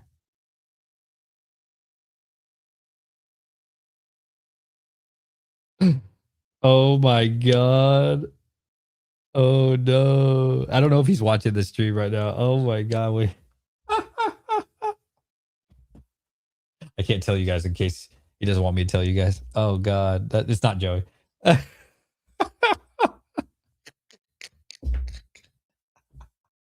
You guys will find out soon. Oh my God. Okay. Oh my God. Dude, this is such a good question. So I had a computer business. It was very small and short-lived, very successful, but I stopped it. On my old YouTube channel, DJ Minds, the one before this one. Why I stopped doing it wasn't because it wasn't profitable. It was phenomenal, dude. It was like, dude, we sold out, probably in 30 minutes. Like we were selling these. I don't want to bore you guys. Basically, for crypto, we have these things called nodes. And this was an altcoin called Flux. And to do it yourself was really hard. You had to be like computer savvy. Thankfully, I'm very computer savvy. And my friend who wanted to do the business with me, 50-50 partners, he was also computer savvy. We said, what if there's a better way to do this that it's one click, right? Because before you had to set up all this other shit to run a node, blah, blah, blah. We said, we'll do all the work for you. So we bought used computers, like little skinny towers, like skinnier than this. You know what I'm saying? Like maybe a little bit taller than this. And we got them for like $80 or $90 a pop. And we were selling the software on it already pre-installed and everything. And all you had to do was log in with your information. And that exploded, bro. Like I said, we sold out in about 30 minutes. It was amazing. The problem is everybody and their mother wanted tech support. So, out of the 100 or whatever first batch we sold, maybe 3 of them weren't properly installed, or the people using them were fucking idiots and don't know how to turn it on, or don't know that you need to put an HDMI cable in the back of a computer into a monitor. And so it became a lot of like needing my time. And I've always said, for me, time is more important than money, right? So I became like tech support, helping all these fucking people, which I did not want to do. Fast forward, I know I don't want to get into cards like to that level because somebody's going to cry. I'm going to say, hey, this is near mint. They're going to say, oh, this is lightly played. DJ's a scammer. Or I'm going to say, this is lightly played. And they're going to say, this is damage. Oh, I want to return. I don't like that. I don't want to deal with people. Once I sell you the product, I don't want to speak again. You understand? And so that's what I like doing because my time is too valuable. I can't sit there and talk to you on Instagram. I don't have time to be your tech support or be your friend and hang out and tell me your story. I don't have time for that bullshit, especially when you multiply it times 100 people, 1,000 people, right? Reaching out to you. It's just too much. You take up all my time in my day, and I'm a very busy person. So I knew sealed product was good because it's like, is it sealed? Yes. Okay, good. So for me, it was better. And I prefer sealed product. I like it where you come on the store, you buy 5 ETBs and you fuck off. Now, I don't mean that in a rude way, but you get what I'm saying, right? Like there's really nothing to argue. Is it sealed? Yes. Is it in pretty good condition? Like besides like factory holes and shit? Sure. I like that business model compared to selling cards and, dealing with annoying people that want to complain. Does that make sense? So for me and my business model, it was much better. It was much better to go sealed because there's way less complaining. I want to do what just keeps people moving. TRJ sold his celebrations to go all in on perfect order. Oof. I sold all my prismatics to go into perfect order. Oh my God, what a guy. These Q&As are awesome. Keep it up. I'm trying, man. We're doing really well, and I appreciate all of you. If you guys have not checked us out on Instagram, what are you doing? Check us out, dude. Check us out. Follow me. Let's see. Perfect Order. I actually bought some Perfect Order. I told you guys that. So I will be selling Perfect Order. When's it come out? Next week? Hopefully my cases come in. I'm not going to charge too much for cases, but there is going to be a case premium. So we'll see how the market is when pre-sale ends. If you want a case, it's going to be a little bit more expensive because come on, it's a fucking sealed case. It's got the case premium to it. I don't know what the market's going to be. I'll probably charge like 220, 225 per for sealed case. I think that's pretty fair. Now for loose ones, I'll probably end up charging like, depending on the market, 215, 220 a booster box. I think that's really fair for everybody. And we'll see what the market is at that time, though. I don't know. I think Perfect orders an elite booster box. Best since even. Okay. All right now. I don't know how you said that with a straight face. I feel like this, bro. Any and retro taught you well. Trying to think of who. Why am I drawing a blank with any? NE. It's not Nostalgianomics. NE. I know Brian is PokeNE. Is that what you mean? Do you mean PokeNE? Shout out to Retrospects, bro. My favorite quote from Brian. Would you rather keep your PC or make enough money in your business to buy back your PC and have FU money? I mean, that's a good quote. I don't know if he actually said it like that, but that sounds like something he would say. Keep it up. Well, thank you, FOMO. Green plus green equals more green. Absolutely. Traded my 151 Snorlax ETB for 4 Ascended Heroes. Oh, wow. Wow. How much do those cost? How long should I wait to sell my 151 boosters? 151 booster. Specialty sets don't have booster packs. Oh, do you mean booster bundles? Oh, bro. I don't know, man. They're up so much. My question to you would be, if you sold it, what would you put the money in? Like what could you buy better with that money? That's something you need to ask yourself. If you think there's a better opportunity and you've made a fuck ton of money on 151, go for it. That being said, I mean, that's 151, bro. That's arguably best in Scarlet and Violet. Do you want to get rid of that? I mean, what's the better opportunity? That's up to you, man. I don't know. There's not too many better opportunities in 151. Do you think the JP market is a reflection of the English market, vice versa, completely independent?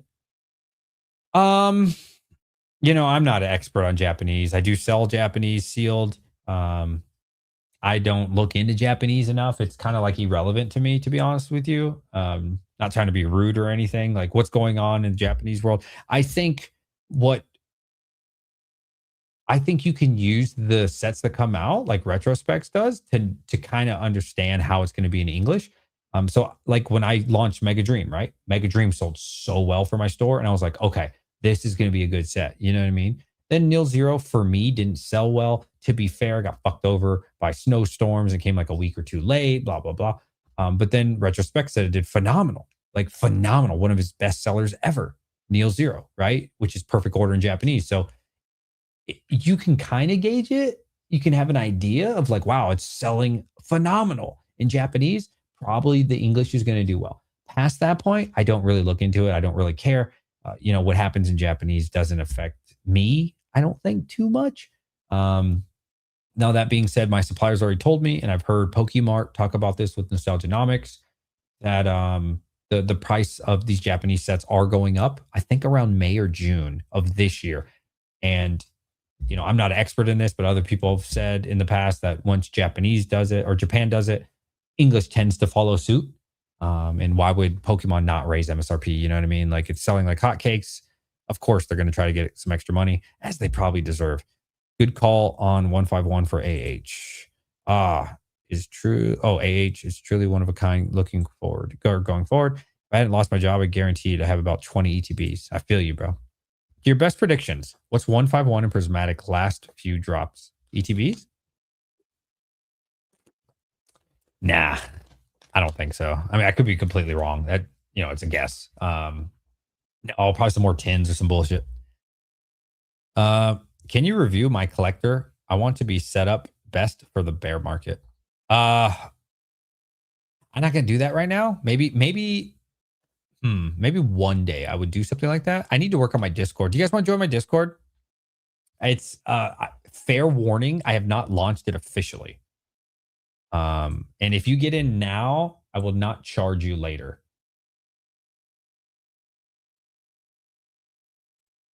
If you guys get in now, I will not charge you later. Deal?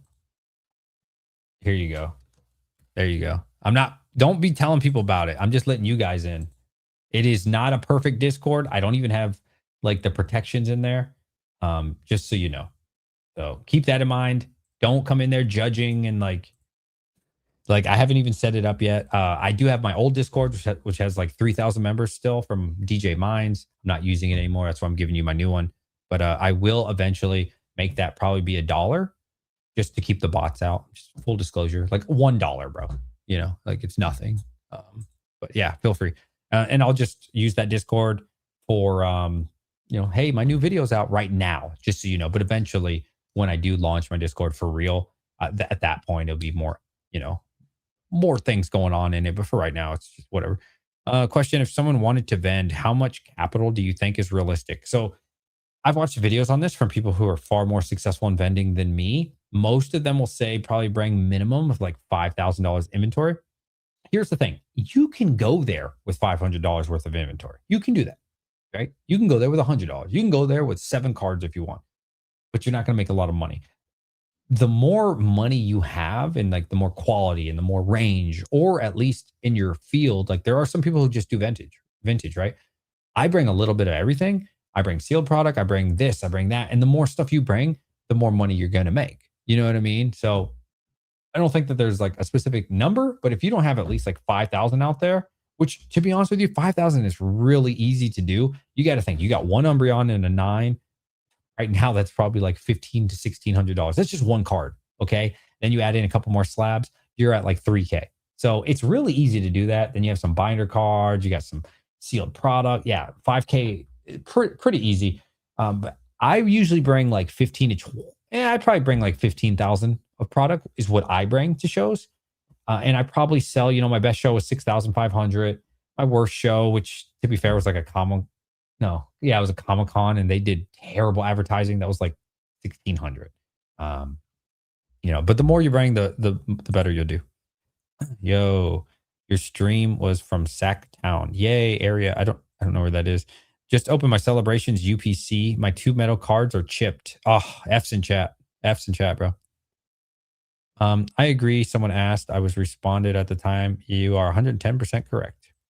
Guys, if you have a question for me, I'm going to do what Dan always does. Super chats, skip the line, but at least put like question in the front if you don't mind, or write question in capital letters or something. It helps me find this stuff easier. So then I can kind of figure out when you guys are talking to each other. If you're over 21, you can make a decision you want with your money, even if it's a bad one. You're not wrong. Bought a $700 box of Miracle Twins today. Miracle Twins?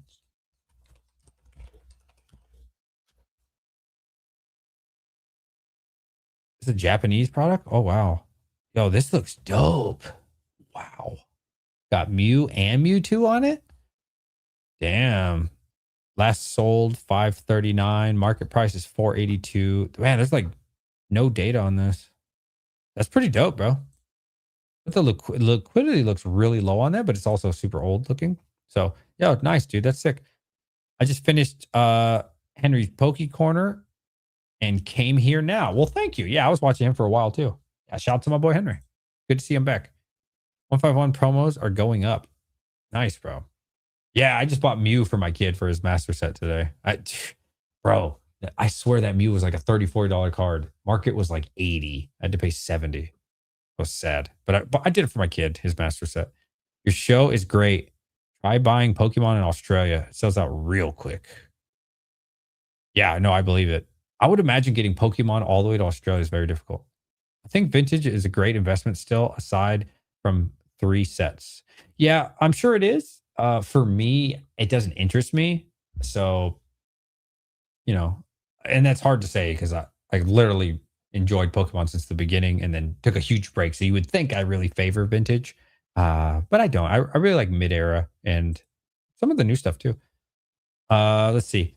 DJ, given the current market and where we're headed, if you had $3,000, how would you diversify it into what products? Okay, so you want to diversify. So, if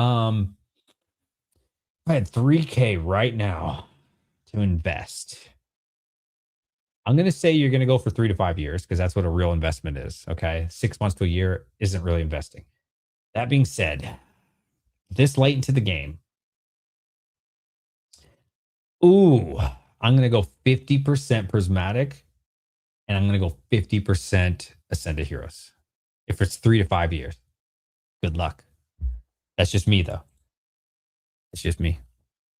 Ooh, hopefully that works out for you. Sorry if it doesn't. I had a hard time selling 151 hits today. Everyone was like 66% of market, but yeah, hard pass. Maybe next week. Dude, yeah, like I said, for me, I've been avoiding 151. It's just so expensive, bro. Oh, QnA, shout out to Brian. Yeah, 151 is just so expensive sealed product wise right now. I think there's just better risk to reward for me as a store owner. I'm just gonna be honest. Now, as an investor, you'll do fine. You'll do great. Doesn't really matter. Hold it for years. I can't afford to hold it for years right now. But good luck to everybody who can. Dan got the best quote: short on plastic, long on cardboard. Yo, my boy Mimic Brew in here. I'm putting it in. I'm putting it all in on PO.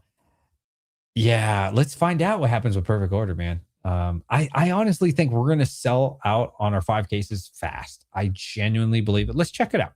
Let's see. What is Perfect Order pre-sales right now? Perfect Order booster box. Let's see. This thing's been going up and down, man. So at the moment, they're 232. We'll see once MVP, quits doing whatever they're doing. How's the volume? Wow. Hundreds of these are being sold a day. Yeah. So it's still popular, man.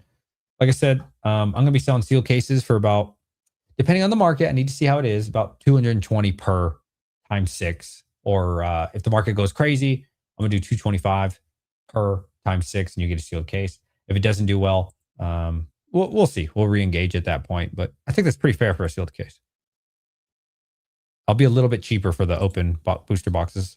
My plan right now, out of the 5 cases I got, is to open one of them, sell the loose ones to people because not everybody can afford a case. I get that. Sell those for like 215, 220, depending on the market at that day. And that's nice, pretty affordable, right? But then for the people who have more interest in investing, they can just buy the sealed product at that point. So I think it's a win-win. We'll see. Last time I joined this many Discords was when NFTs was a thing. That's funny. Recently picked up 2 sealed 151 tin displays. Thoughts on those as a long-term hold? 1, 3, 5 years. Oh man. It's 151. You're gonna do great either way. It technically is an ancillary product, but you did get the tin display, so it kind of helps it out. If we rank 151, obviously Pokemon Center's king, ETB second, booster bundles third. So now we're at 10 is like, it's not, Blooming Waters is better than 10. So what are 10s? Like number 5 or 6? Yeah, you'll do fine. You'll do fine. It's obviously not the best in breed, but yeah, it's a good product for sure. I think you'll do great. Do you think Pokemon is going to keep making banger after banger sets? Ooh, probably not, because I don't think, in my opinion, Perfect Order is a banger set by any means. I don't think that Ninja Spinner or whatever the equivalent is in English is a banger set. It's obviously a Greninja set. But it won't really matter. Like Ascendant Heroes is going to carry. It doesn't matter. In the short term, leading into the 30th, we'll be perfectly fine. And I think the 30th will be great. I really believe in Pokemon. I think it's going to be fantastic. Then we got Gen 10. Will that be well received or not? Who knows? So I don't think they're going to do banger after banger. I think we'll get what we got with Scarlet Violet, right? Like you get, your Obsidian Flames in the world, just a Charizard set. Like we have Phantasmal. And then they hit you with the, whatever. Or Paradox Rift was first, right? They hit you with some doo-doo like Paradox Rift. And then they hit you with, good sets. And then I think it's going to be like that. I don't think they're all going to be like S tier, every one. But Pokemon's way smarter than all of us, and they know what they're doing. So you got to think too. They're thinking about the video game. They're thinking about the TV show. There's more to it in Pokemon than just giving us banger sets. They don't need to do it, man. They're king of the world. Like they can do anything they want. Last sold on eBay was $700 for Miracle Twin, so I kind of had to roll with it. It was the only older thing I really liked in the building. I was mainly looking for older ETBs. Oh, cool, man. 50% Black Bolt, White Flare, 50% AH. Really? I mean, I love Black Bolt, White Flare. Phenomenal sets. Better than Prismatic is crazy work, though. That's crazy. Stuff with less than a dozen boxes on the market is what I like. Yeah, that's awesome. Very hard to find a buyer. Just join the Discord. Nice, bro. 3K all in AH. Oh, man, that's risky. Good luck. Good luck, dude. 3K Evolving Skies box. Are you gonna get OP15? No, I don't even really sell OP like that. Every now and then I get some packs in like a collection and I throw those up there, but it's very rare. Very rare, man. I've only done like twice. What made you go all in with Pokemon? Did you have a business previously? I feel like I just talked about this a second ago. It's a really long story. I have a video on this, but I'll try to give you it in under 60 seconds. So my kids got into Pokemon when we fairly recently, not too recent, but it was really hyped, really really hyped, especially during Prismatic, and both my kids were into it. And I'm not gonna lie, as a father, I've had a lot of difficulties like relating to my kids in the modern age because when I was a kid, I would watch like cartoons or some shit, and then maybe some Star Wars with my parents. But times have changed for sure, especially with like iPads and Roblox. That's what the kids like. And so I've just had a lot of difficulty relating with my kids. So when they were like watching all these YouTube shorts and like these videos about opening Pokemon and like finding a God pack and like getting $5,000, I was like, wait, what are you guys doing? They're like, Pokemon. I was like, oh no, I love Pokemon. So we actually found like a common bond, which is beautiful because it's really hard to find a common bond with my kids. It is. It has been very challenging because they like to play Roblox and I'm not into that shit, bro. Like it's I don't like it. I don't really like the games they like. It's just hard, right? And a lot of it is like pity love, right? Like they might do something that I like out of pity, and I might play Roblox out of pity. But like it was cool that we didn't have to like pity one another. We could actually enjoy something together as a family. And so we started opening packs heavy, bro. I started opening packs with Nostalgianomics on his ripping ships. He pulled a Victini for us and some other stuff. I spent thousands and thousands of dollars with Nostalgianomics opening packs and stuff, and it was fun.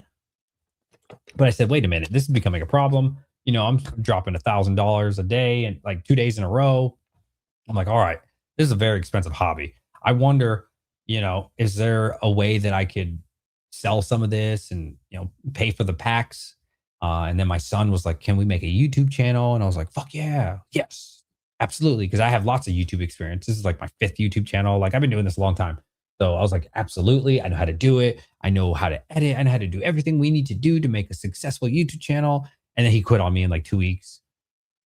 But he still loves Pokemon even now. But I kept the channel alive, and so it didn't start as a business channel at all. That was definitely not the goal of this channel. In the beginning, it was really just my kid and I, and just having fun.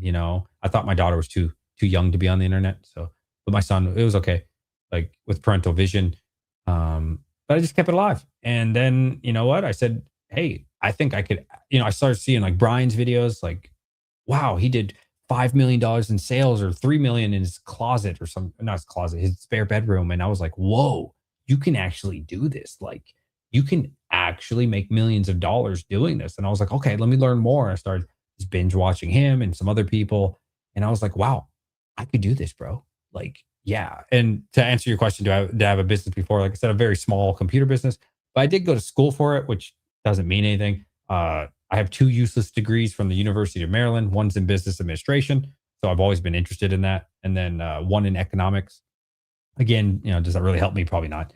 But I've always been interested in owning my own business. That's what I went to school for. You know what I mean? And that's what I do. I'm in charge of, not gonna say exactly how many, but over 50 people at work. Like I manage. This is what I do. Yeah, you know what I mean? I'm good at this. Maybe not Pokemon per se, but like I'm good at that kind of stuff. Just interests me naturally. So I think it was a perfect fit for me. And yeah, here we are, man. Definitely wasn't in the plan, but here we are. Some 151 IRs are correcting as we speak. Oh, nice. Destin almost at 600. Oof, that's crazy. I just sold so many of those for like 520. Oof, good for y'all, man.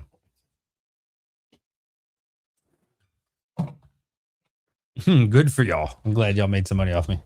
Roblox is a PDF file breeding hotspot. Please be careful. I don't know much about that part. Lots of cases of PDF activity. Interesting story. Yes.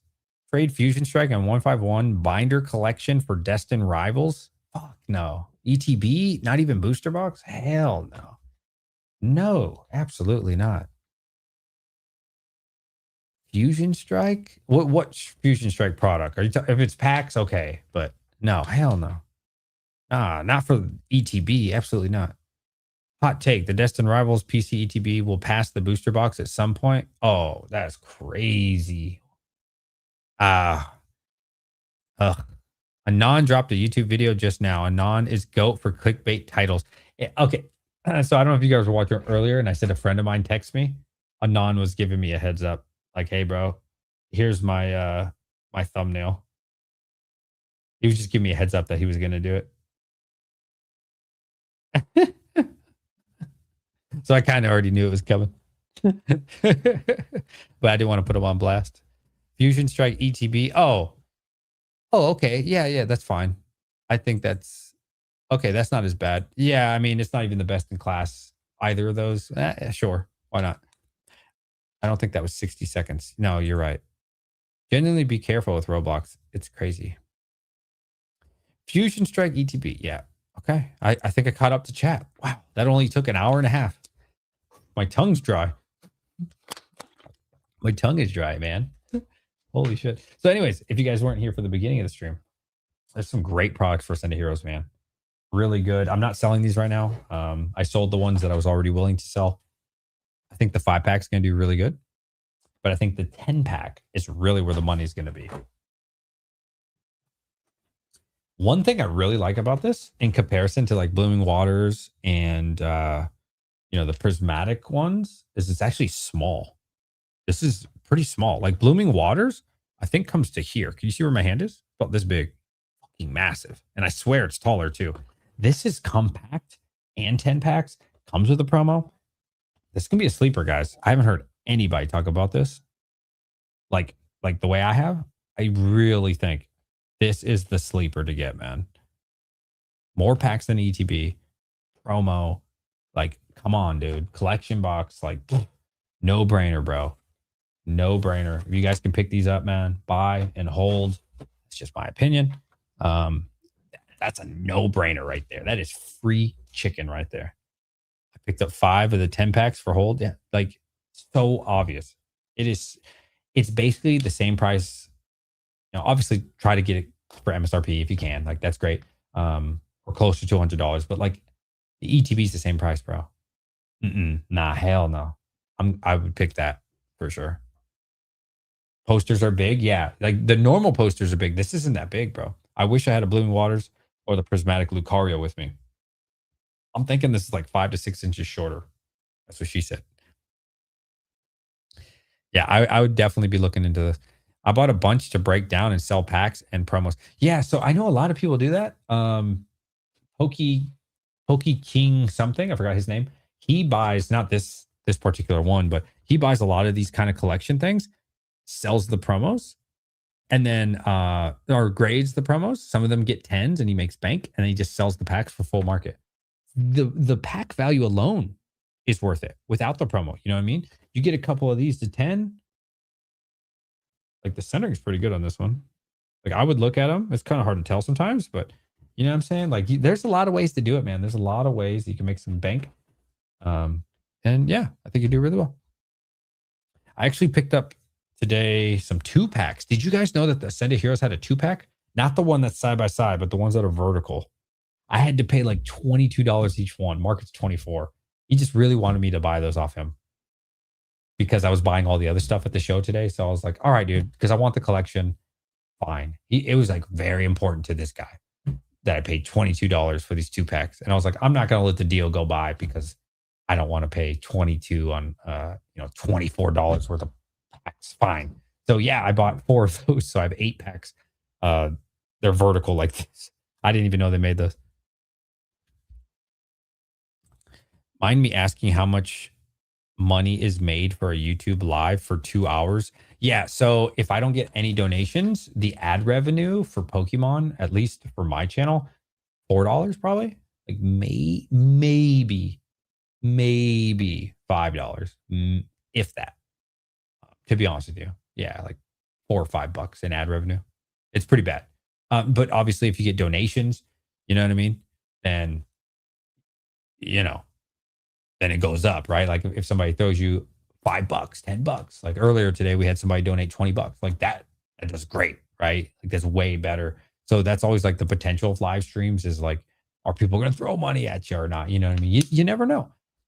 So definitely videos are more profitable in a way. But if you can use it in a tool, live streams can be really good too, but not for ad revenue.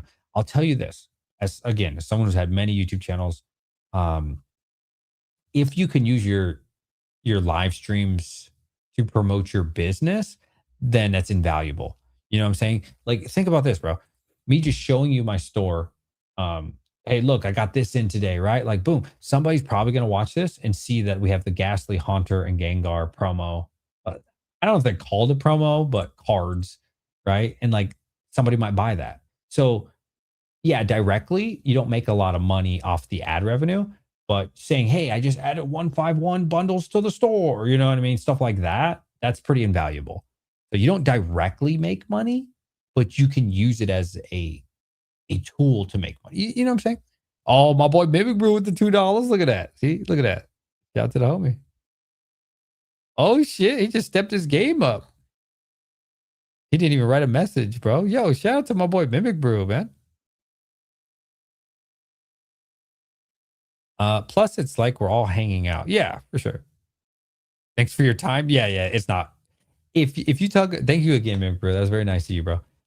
If you talk about time to ad revenue, I'll tell you like this: if you're trying to make money off of ad revenue, you're doing it wrong.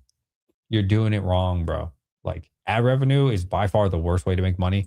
On my last YouTube channel, DJ Minds, to be fair, that was also crypto related. So the advertisement, oh shit, and a 10 bomb. Yo, make sure you guys like this freaking. Can we get some hearts from my boy Mimic, bro? What? And he just said, I got the biggest, the biggest slang in the freaking room. Damn, and my boy Jay flied it with the girth, the girth donation as well. He says, what do you say? Hold on. I gotta click this. Yo, shout out to you guys. Thank you so much. Honey will be in the mail Monday. Oh yeah, you are sending me honey. Thank you so much for that, buddy. I forgot about that. My kids have been begging me. That's it. I'm tapped out. No more. You don't have to donate. I'm not even asking you to donate. Thank you so much, guys. Thank you so much. Pokemon won't sue you because of the logo. Pikachu on top of the letter. I don't know. They might. No, I don't think they'd sue me. They'd probably send, at worst case scenario, they'd send me a cease and desist. They're not going to sue me, bro. Fuck no. They'd probably send me a cease and desist and say, hey, don't do that anymore. And I'll say, oh, I'm so sorry. And that's it. Like this logo here. Yeah. They'd say, don't use this anymore. I'd say, okay, that's fine. It's all good. Take it off. I don't give a shit. or I'll go into ChatGPT and I'll say, hey, make this Pikachu not copyrightable. You know what I'm saying? Like change him up enough. Or, you know what I mean? Yeah, it'd be fine. Yeah, I'm not worried about that shit. So long as you never buy rip and ship off NN ever again. I can't guarantee that. I can't guarantee that. I do go in there sometimes and support NN. Like I'll just throw them like $50 and just gamble. You know what I'm saying? Not too often anymore. I've controlled myself. Do you think it'd be smart to sell most vintage unless near mint or better? Oh God, cards? Or are you talking about? It sounds like you're talking about sealed. I am not a vintage guy, bro. It's just, the volume's just not there for me, and the price is too high to where you have to understand what I'm doing. I am trying to grow my business, and if I go into vintage, you know, like vintage is already so small as it is. And then if we go into the expensive vintage, that becomes a subsection of a niche. And like, I'm not trying to appease to like this many people. You know what I'm saying? I'm trying to appease to a large amount of people. That's why I do prefer from a store owner, you know, mindset. I would rather have a regular ETB than a Pokemon Center 9 out of 10 times because everybody and their mother can afford an ETB, but a lot of people can't afford a Pokemon Center. The Prismatic ETB, those are expensive right now. Those are like $200. I think it's a lot easier to afford that than it is the Pokemon Center Prismatic ETB, which I think is like 440. You know what I'm saying? So vesting is totally different though. That being said, but for my store, I really like to go with like the easier thing. You know what I mean? Like if you give me a choice, I'm going to buy the booster bundles for my store all day for 151 over the ETB for 600. But again, my mindset's a little bit different. So I like what appeases to everyone. It's a lot better. I can get 10 customers instead of one. Would you buy a lot of reverse hollows? No, not at all. If so, would you pay for 600 common and reverse hollows? I can tell you locally at these shows, people pay about, what is it? Well, it depends which one, I guess. If it's like Scarlet and Violet, I think people are paying like $15 per thousand, if I'm not mistaken. I think that's what people pay. Like for bulk. Yeah, it's just bulk, right? Like 10, $15. I think is what people pay. I wouldn't pay that because I don't do bulk. I'm not interested in it. But I guess it depends what era. Do people have their own Pokemon store? Ever buy from other Pokemon stores? Like, did you ever buy from QnA? There were a few times I wanted to buy from QnA, but QnA not always, but generally charges market. So if if I buy the stuff for market, I can't really list it on my store for market, and so it wouldn't be beneficial to me at the moment. Who knows in the future? Maybe that'll change. Would you buy old booster packs? Uh, Dude, packs sell so slow for me. Booster sleeves or sleeved boosters, I would buy. Booster packs really sit for a long time. I can show you.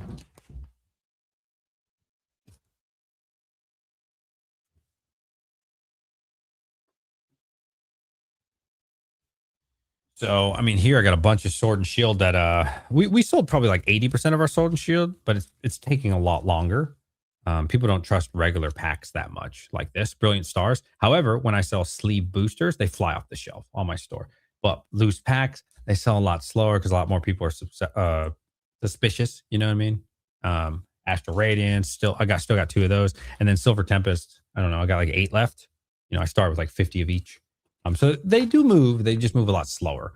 So I don't want a bunch of loose packs, man. Like I really don't. They just my money gets tied up to them for like a month or two, and I could just buy so many other products that'll sell out in 5 seconds.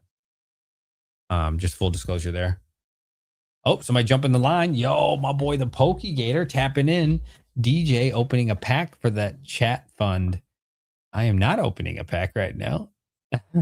Do people have their own Pokemon? Okay, I read that. Buying packs is bad business behavior. Opening pack. Oh, yeah. Number one sealed product to invest in right now. How many times have we got this question tonight, chat? How many times have we got this question? Man, I need to like have a repeat of myself. I could just hit it every time I get asked this question. There's no right or wrong answer. I would probably say, well, how about this? Because I've answered this so many times, you need to tell me on what time horizon, because my answer would be different between all of them. How do you feel about Sam's Club 151 4-pack tins, 180 market, low list of 205? I just sold one of those yesterday, actually. 8 151 packs, and now the promos. Well, the promos are ass. I don't think there shouldn't be any premium on those, man, except for like one of them has a Gengar. The rest are ass, bro. The promos sell all day for 60 on eBay. Seems undervalued. Wow, are people really paying $50 or $60 for those trash ass promos? That is crazy. They don't even look like promos. They look like regular ass cards. That's crazy. I mean, I'd have to look at it, but if your math is right, it sounds pretty good. Are you going to buy into perfect order? If so, at what price booster box? Yeah, so I did buy 5 cases of the booster boxes, and I'm hoping those come in next week.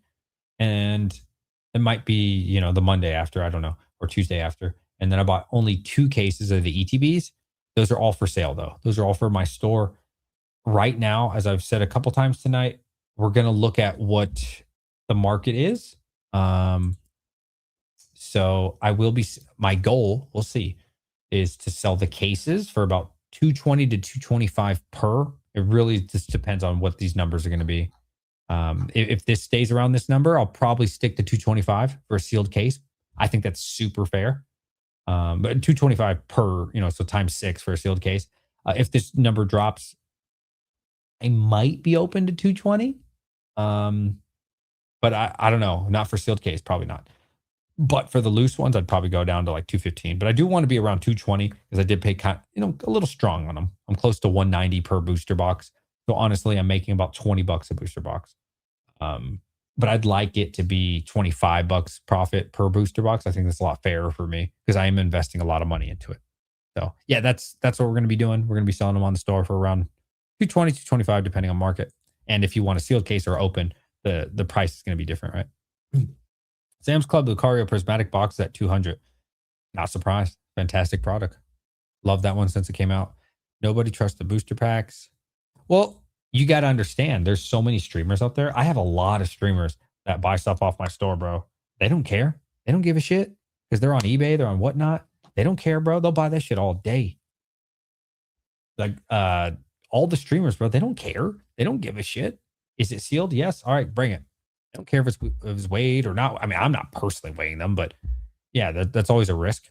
But yeah, the streamers don't give a shit, bro. They're going to sell it just the same. Not sealed. Mostly people don't trust it. Yeah, streamers don't care at all, bro. At all. They'll buy it. I'm having that issue too. Did we already talk about the Prismatic ETB case market price? No. Ooh, I do need to sell mine, but people keep lowballing me, bro. That's why I don't sell it. Mine's pretty too, man. I'm not selling that shit under market. Hell no. Oh, wow. Did this just go up again? Oh, damn. I'm sitting pretty. Recent sold 23.24. Wow. This was just 2000. Beautiful. Oh, yeah. Ignore this 2100. This is open case. So the cheapest on the market right now is $2,310. Wow. My prismatic case is gorgeous, bro. Gorgeous. I have a pretty one, bro. Like mint. I would not sell mine under market. Hell no. It's too pretty, bro. Too pretty. This shit's just gonna keep going up. Imagine what this case is gonna be when we hear Prismatic Evolutions is rotating out. Can you imagine what the price of these cases are gonna be? That's why I paid full market for mine. I paid 1,600 for mine, like months ago. 1,500, 14, somewhere between 14 and 1,600. That was 100% market, and I didn't mind doing it because I was like, I'm not going to be, being greedy and trying to get a better deal and all. And I was like, fuck that. This is too cheap, bro. Even this is too cheap long term, in my opinion. Yeah, great. Yeah, I love it. I didn't know it went that high. Nice. Hey, I mean, over time, you get to enjoy this hobby too. Hell yeah. That's true. It has to be like 20 times in the past 30 minutes. 100 times. Just say prismatic bundles or you're wrong. Bro, I've been buying more bundles, bro. Every time they come to GameStop, I buy them. $60. Yeah, all day. I buy them every time. I'm the only person that buys them. Nobody wants them in my area. Now that they've gone up to almost $80, people did start buying them.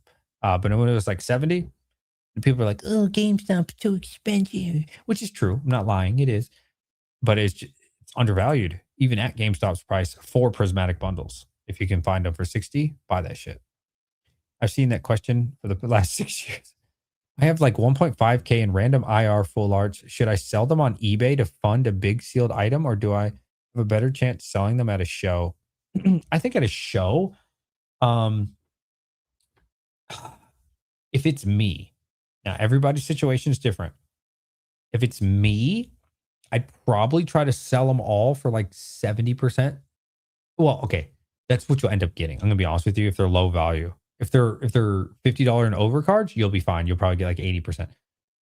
Shoot for 80% is what I would do. I think not too many people are going to pay you 80% for like, $1, $5, $10 cards. Like, probably not.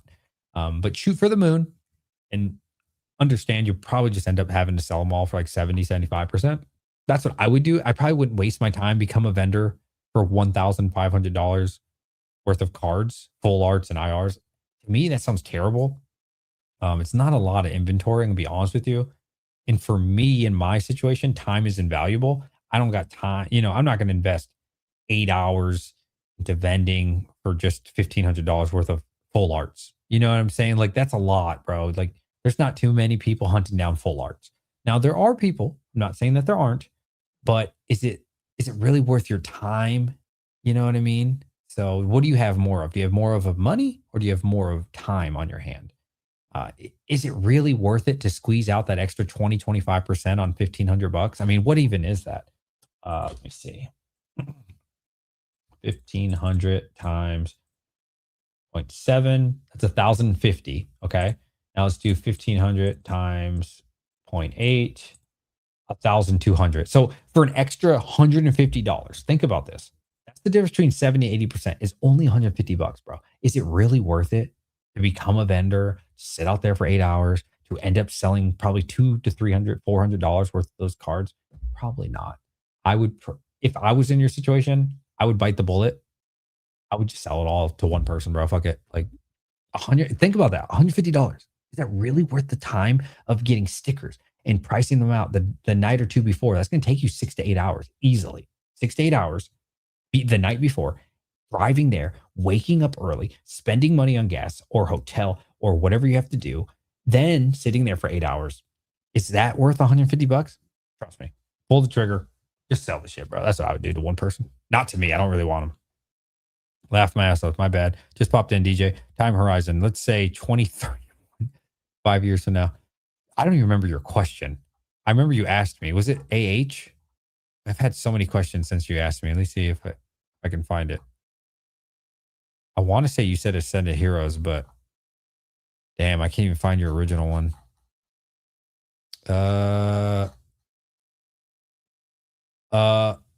Yeah, you asked it so long ago. I can't find it. I'm so sorry. If it was AH, you'll do great in 5 years. If it's not, I really apologize. Let's see. The Kamoya Gengar is what's high dollar promo in Sam's Club box. It ain't $60 though. Let me look that one up.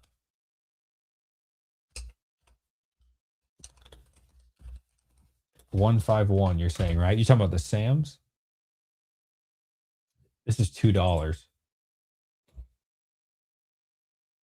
Oh, that's lightly played, to be fair. I remember this one because I got this for my son. The tin. If this is the one you're talking about, I mean, yeah, it's $2, bro. $3. I don't know.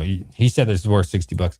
Only promo that matters right now: Kingdra and Greninja. Ooh, which one? What do you think about $150 prismatic ETBs from GameStop? I pre-ordered 2. Can you do that? I'll buy those shits right now.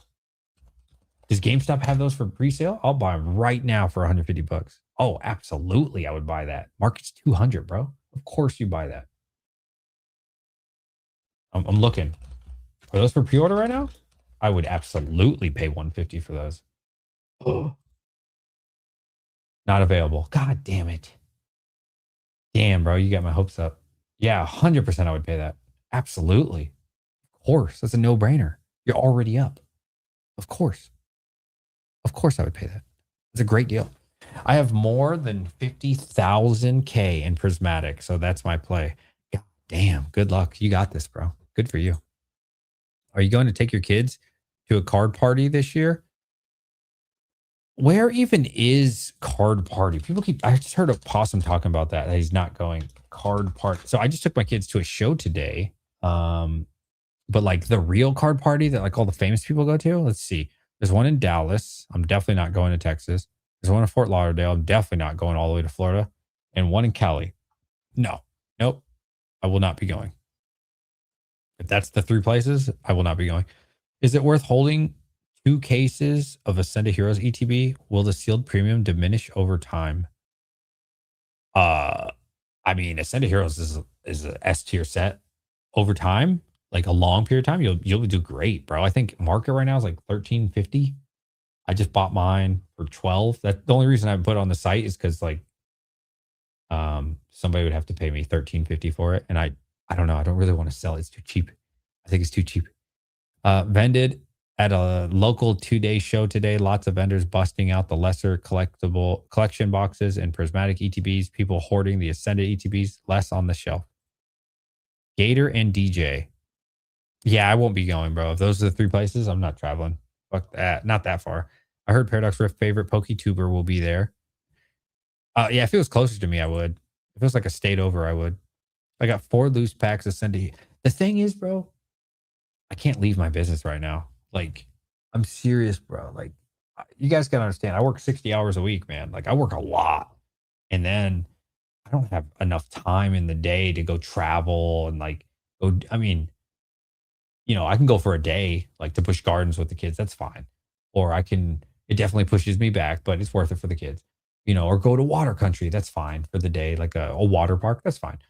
But like taking 3-4 days off the business, dude, I would be up to my neck in work when I came home, and then I'd be fucking up my business, and all these people would be wondering where's my shipping label, and like, nah, bro, no, I wouldn't. Um, I can't find bundles of what. The thing is with Pokemon, you can find anything you want. It might not be for the price you want though, but you can always find everything you want. Do you recommend getting an LLC if making over 5K in sales a year with Pokemon? Nah, nah. Get an LLC if you're going to use it in a way that makes sense. So like for me, I've had an LLC for my last YouTube channel, and that worked really well because I did crypto content. And so I would build crypto mining rigs, like GPU rigs, but I would order a lot of stuff from China, and I would order stuff from distros, not NVIDIA or AMD directly, but like people that work, distros that work through NVIDIA and AMD, and they would only sell to LLCs. So like if you need it, it's good. If you're going to apply for distro, which even I'm not doing, right? Like it makes sense in that situation. There are certain situations and certain tax benefits, but I don't think you like need to rush into that. No, I don't think 5K sales, especially in a year, is worth it for an LLC. No, definitely not. Now, if you're doing 5K a month, that might be a different conversation, but 5K a year, nah, bro, you're fine. Wait, when the panic sets in, the first thing they're going out are the bundles. Oh, you think so? Gator. I think we got a long time. When do you think the market's gonna panic? I think we got a long time, bro. Sorry, I'm stretching my back. I think we're gonna be rallying. We should be rallying at least the rest of the year. We got plenty of time. Low key, certain Pokemon tins are money right now. Oh, I believe it. There are 4 card parties this year. Oh, maybe I looked at the wrong website. Yeah, if there's one on the East Coast and it's not too far, I'd probably go. Because that's the only state I can visit and not break the bank. For me, it's not even about the money. It really isn't.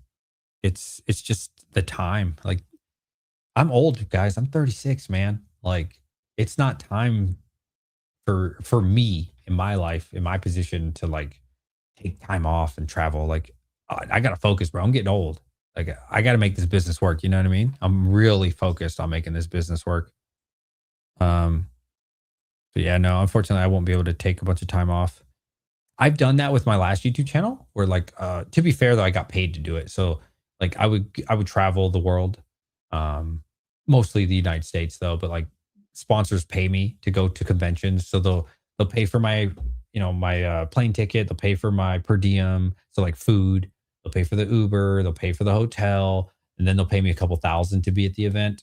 Even when they do that for me, pay for everything, I still didn't feel like it was worth my time, to be honest with you, because I profit 2-3K, but it's like, I mean, at least on my old YouTube channel, like 2-3K, I mean, it's nothing, and I give these people 4 days of my life. Like it's not worth it for me.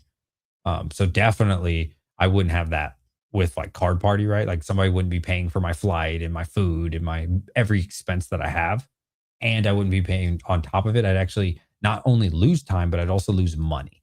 So yeah, I just don't think that at this point in my in DJ's Poker Center it'd be worth my time. Um, Brew needed to make forget. Let's see.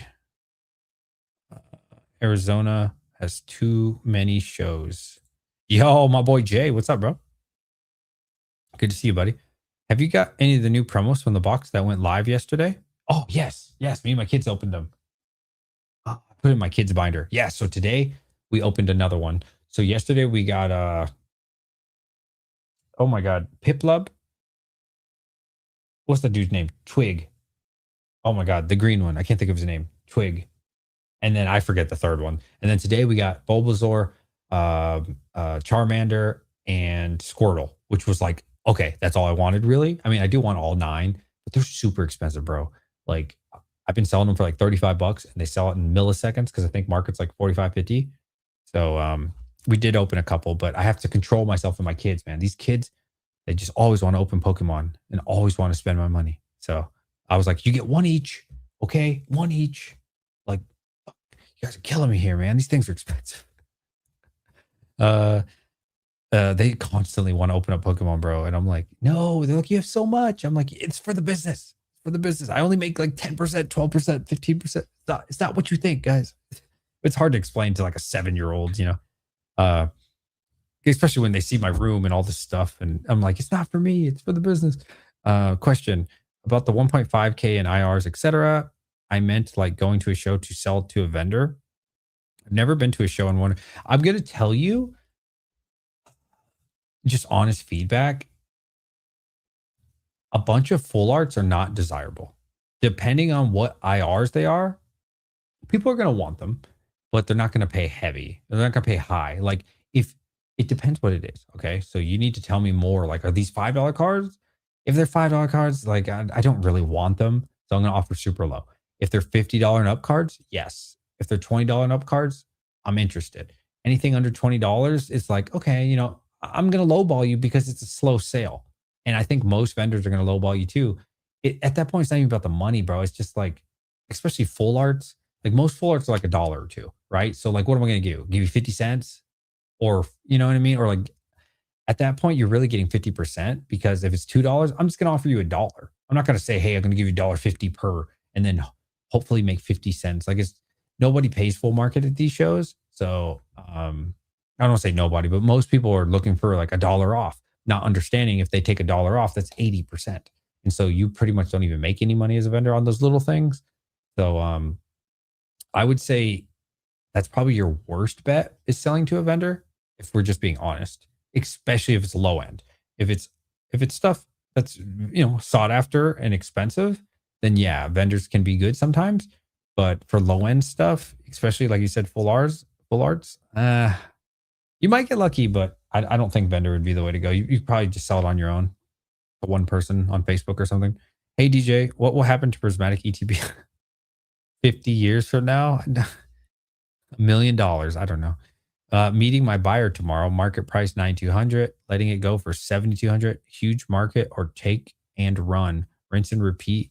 Hold on a minute. What percentage is that? Well, what are you selling? Let's see. So it's about what 78%. What is it? About 78%. That's not a Cosmos foil promo. That's a card from 151 you're looking at. Oh, I thought that was the one with the tin. Not pre-sale. Just says it's dropping on that date. Yes, you can buy for $250 pre-order. They offered to me. $250? What are we talking about? Oh, perfect order. Yeah, $250. Fuck that. Is it really $250? Is that what GameStop's offering? That's sad, bro. When a guy who doesn't have distro like me can offer you a cheaper booster box than GameStop. Like, that's actually sad, bro. That's actually really sad. I could probably charge $240, $250 and it would sell. I'm not gonna lie, but I don't know. Greed is just, I don't know. I mean, as long as I can make my little percentage, I'm happy, bro. I don't really care that much. In-store pre-order for those GameStop Prismatic ETBs releases. Oh, really? I'm gonna go to GameStop tomorrow. That's a good, yeah, I'd buy that. I feel like the simple equation is buy what you can afford comfortably, then hold it until it runs out of rotation. It is simply a matter of time. Scarlet and Violet, Prismatic, perfect order, whatever, hold. I mean, yeah, holding's done really well for people, right? You ever come to Arlington? Let me know. I'll let you vend at my show. I appreciate that, man. It's a tax write off for your business. Sure, you're not wrong. I, but the time, it's the time for me. Definitely get a DBA. It really comes down to the time. I'm not gonna lie, bro. Like, I can't get my time back. What advice you got for people who are too attached to sealed product and won't let it go? Man, seek a therapist. I don't know, bro. Like if if you I mean, it's hard for me to convince an adult like to sell your stuff. You know what I mean? Listen, if you want to get rid of it, get rid of it. If you don't, then don't. I don't know. If you feel like you're up on it, like a lot of money, and you feel like you could sell it and put that money into something that's going to make you more money, go for it. If you really love it, then keep it. I don't know. Like, I don't know, bro. I'm not going to lie to you. I'm not here to like convince people either way. I don't, you got to make that decision by yourself. I was wondering if I could get a laptop and stuff from the taxes on sales. Not sure what that is. I remember there were rumors about Sui in talks with Pokemon. Oh, I know you're talking about altcoin. I'm hoping to create 10K in revenue. I'll create 10K in revenue this year right now. I'm projected to do 1K this month. I started this month. Would you recommend a smaller reseller like myself to create my own website? Uh, Probably not. I wouldn't create a website unless you have a YouTube channel and you grow your YouTube channel. Yeah, because like what is if you don't put time into your YouTube, like what is a website, bro? I always use the analogy of DirecTV. You know, if you guys remember, if you're old enough, DirecTV has like 9,999 channels on the satellite and nobody visits them, right? They visit like the first 100 and that's it. And that's kind of what it's like having a store, right? It's a random website. So it's going to be rtxmafiaboys.com. Nobody knows what that is. Nobody cares. And more importantly, nobody trusts it, right? So would I go out and make a website? No. What I would do is I would make a YouTube channel. I would grow my YouTube channel. Then I would create the website. Then I would funnel people to my website. Now that's a different story. You see, that's a very different story. I would focus on the YouTube. Kurt Twig. There we go. That's what it was. I got 3 boxes and got all 9 cards. So pumped. Damn. We got 6 out of the 9 so far, so I'm pretty happy. He needs to get those IRs graded if that 1.5K in Ross. I don't know if I do. I probably wouldn't. I would just sell it. What's up, bro? Thoughts on Charmander Obsidian Flames PC stamped in a PSA 10? Nice card. Contemplating to get one right now. This is one of the Grail cards. Question: is it the best time to get one? Well, man, I don't know. Flames, Charmander. I don't even know what it is going for raw or anything. I haven't been keeping up with that card. So raw, about 72 bucks raw, now in a 10. I'm going to look this up on my own because I think my eBay says my name. Give me a moment. I don't really want to do this much research for everybody. So I'm only going to do this one time. Pokemon Center PSA 10. Let's see. God, 650 bucks. Damn. Damn, man. Wasn't this like 400? The 610 last sold 525 with a guard. That's nice. 500. That one sold for 300 on the 4th. 260 with a cracked case. 3. I mean, is it the best time? Probably not. I mean, it's been cheaper before. I mean, fuck it, bro. If you love the card, it's your grail. Like, fuck it. Why not? If it's your grail, why not, buddy? Because you said Grail, you didn't say investment. If you ask me investment, I like sealed better, right? Like I don't really like cards for investments. I like sealed products. But hey, it's your Grail and have fun with the hobby, man. Sure. What's up, bro? Thoughts on Charmin? Oh, I already read that. What has been the most reliable way to source inventory in your experience? Oh God, what a question. Paying market and waiting for it to appreciate. That's the truth. Paying full market or just under like 95, 90. Yeah. That's the truth, bro. That's the only way to you have to understand. My store right now, the demand is crazy, bro. Like, when I first started my store, I could get away with having 5, 10 ETBs. It might take a week or two to sell, and that might quench the demand for what my store was in October. But now, bro, my store, like, dude, I need, 50 of a product. Seriously, I need 50 of a product to last more than a day. I'm not even kidding, bro. Like, I need a lot of inventory right now. And so the only way to get a lot of inventory is to pay up. Unfortunately, it just is what it is right now. Maybe the market will change one day. Hopefully it does, blah, blah, blah. But at this point in my business, yeah, like paying market, it is what it is. That's the truth, man, to be honest. Yes, they offered that to me. Can you analyze my collection? No, I'm not doing that. I had a lot of requests for that, and it just takes too much time. Sorry. But join my Discord. It's not gonna be free forever. I haven't even opened it publicly, really. So maybe I'll I don't think I'll do it tonight. Yeah, definitely not tonight. Maybe I'll do something.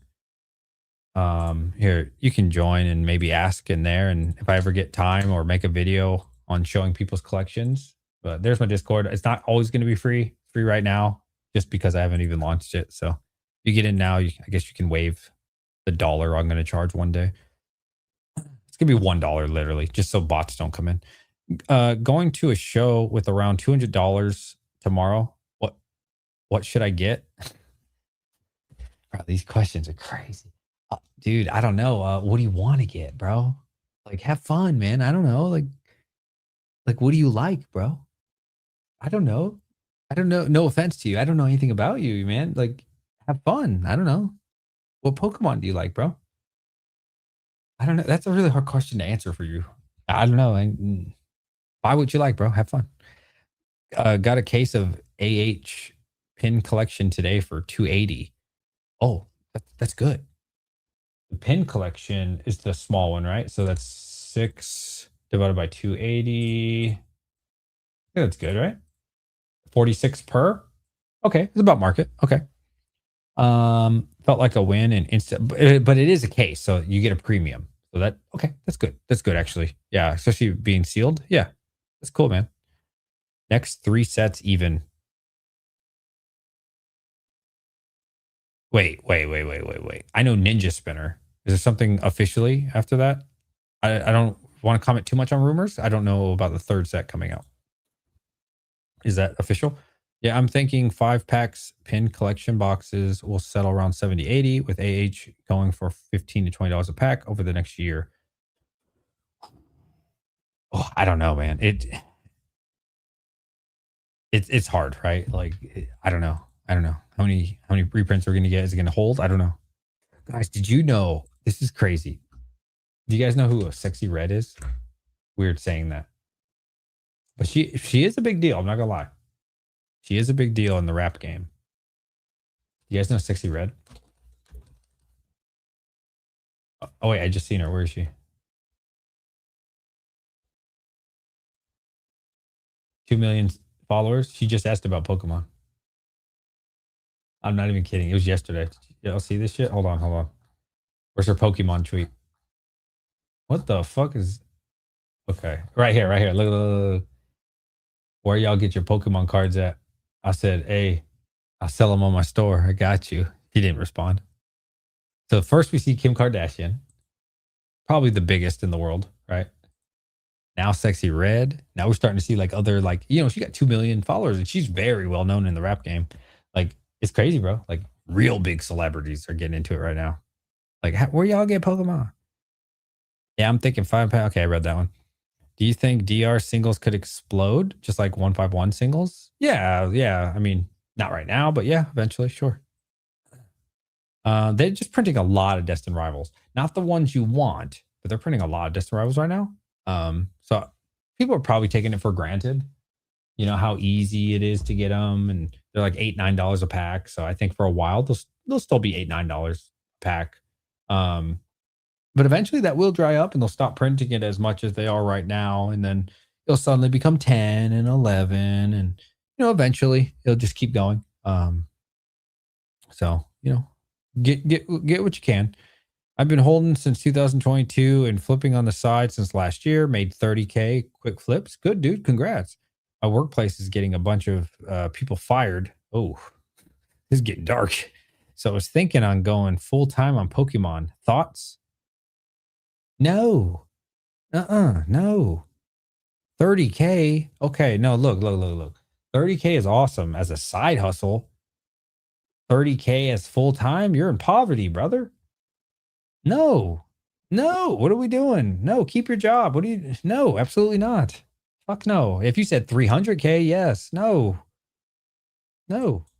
Absolutely not. No, keep your job. If Pokemon or keep a job. No. If Pokemon market wasn't what it is right now, would you had still start a Pokemon business? Probably not, because my kids probably wouldn't have got me back into Pokemon because the hype was so crazy in like 2024. Yeah, 2024. And definitely in 2025, it was really crazy. So yeah, I probably wouldn't have, because they wouldn't have brought it to my attention, and we wouldn't have had like that that family bond. Long term, would you put money into a set, bro? How many times have I been asked this damn question? I like both. Short term, midterm, love Prismatic over Ascended. Long term, God, I really don't know. I think they're both fantastic. I would not be surprised if Ascended did a little better, but I think they're both great either way. Hoping ETBs go down to 85-90. I don't think it'll happen. Pokemon Center ETB. Ascendant Heroes already 400 sold. Yeah. Yeah. No, I feel you on that. That's why I pulled the trigger, man. I'm not saying you need to do that. I'm just saying for me, I've been buying them. I bought another one today, 105. Cheapest I found was 85, but that was one time when I was a vendor. Besides that, I think the cheapest I've been getting them for is 100. It's just the market, bro. It is what it is. I just don't see it getting any better anytime soon. Yeah, bro, same. It's like I put things up and whales buy them all out, and I'm trying to source more inventory. Been buying whatever drops I can get or from other businesses. Yeah, it's the demand right now is so strong for Pokemon, bro. Like, if you're not going to pay top dollar, 10 other people will, business wise. Just, so, I've said it many times. Most of the plays that I made that were successful is because I paid market or pretty close to market and just waited a month or a couple weeks. That's how crazy the market is now. Is sometimes you just have to wait a couple weeks, and that's really the only way you can get product, bro. A lot of top signals questions coming in. I feel you on that. What is your overall long-term outlook on mini tins? I have prismatic minis. I don't like them. I don't like them personally. The market does seem to like them. I think they're like a number 5, number 6 product down the line of priority. There's way better things, especially for a lot of the sets you're naming. But they'll do fine. They'll do fine. Yeah, they'll do great. But yeah, for me, they're just not top priority. But that being said, you can make a lot of money off them, right? I keep if they let me. Yeah, I mean, yeah, 30K. Yeah, you're gonna be living really bad. Ramen noodles. That dude must not live in America, probably in Japan. I think Japan's really expensive. Nearly all the Charizard Mega UPCs I bought have some flaw. Ah, yeah, be careful where you buy them, man. Who you buying from? Who you buying from? Get a good source. You broke. You're fucking poor. Andrew Oh, wow. Damn, I forgot about Andrew Tate. I hope this bull run lasts for another 5 years minimum. Damn, 5 years is crazy. I mean, there's pros and cons, right? Like, it is so nice having all your product go up in value, like sealed product. It's awesome. That being said, you can't get a lot of it. So like do you really make more money? I don't know. Probably not. But it's great, right? It's great. Anybody can make money right now in Pokemon, dude. Like you don't have to be smart. You just have to buy Pokemon, do nothing, get rich as fuck. It's really that simple. It is. Um, would you ever do a modern sets tier list video? I did do that before and it did really bad. Tier lists do terrible on my channel. Yeah, I don't know. For some reason, you would think it'd be like a huge hit. I have done that. But no, I did for Sword and Shield. No, I did a live stream for Sword and Shield and then I did Scarlet and Violet. It did really bad. Those things aren't just popular. I don't know why they're not popular. I guess they were popular like 10 years ago. I don't live in the US, but that's 30K USD. Currently making around 80K in my job. Yeah, this sounds terrible. And holding 220K in sealed. If I get fired from the company, fuck it. I will get my severance and try a pokey business. I just want you to think about what you said. So you're going to make about 1/3 of what you made or you're currently making. You're currently making, we'll call it 90K, okay? And you're about to lose 66% of your income. I don't think there's anything wrong with starting a Pokemon business in your situation. I think that's awesome as a side hustle. I think it is irresponsible, especially if you have a family. I obviously don't know you or your situation, but to lose 66% of your income and try to go into Pokemon full time, brother, what are we doing? Because how are you going to get the money? If you ever consider that, how are you going to get the money to fund buying inventory when you just lost 66% of your money? I don't know. I wouldn't do it. But hey, you know what? Fuck it. You like you said, fuck it, bro. Have fun. Good luck. I've been going hard on Surging Sparks. Oh, it's a good set. I have a Shining Fates ETB sealed and Bolton tin. Forgot they had 6-pack. I found sitting in my spot where I put the case. Was happily surprised. Nice, bro. No, bro. 30K was flipping Walmart drops. No, I get it. I get what you're saying. People don't realize how much capital you need to make 80K a year in Pokemon. Yeah, right. So, okay. Do what you got to do, bro. You got to understand how much is rent. I mean, I don't know your country. Again, I don't want to get too much into your personal life because it's not my business. I'm just trying to tell you the advice you probably need to hear.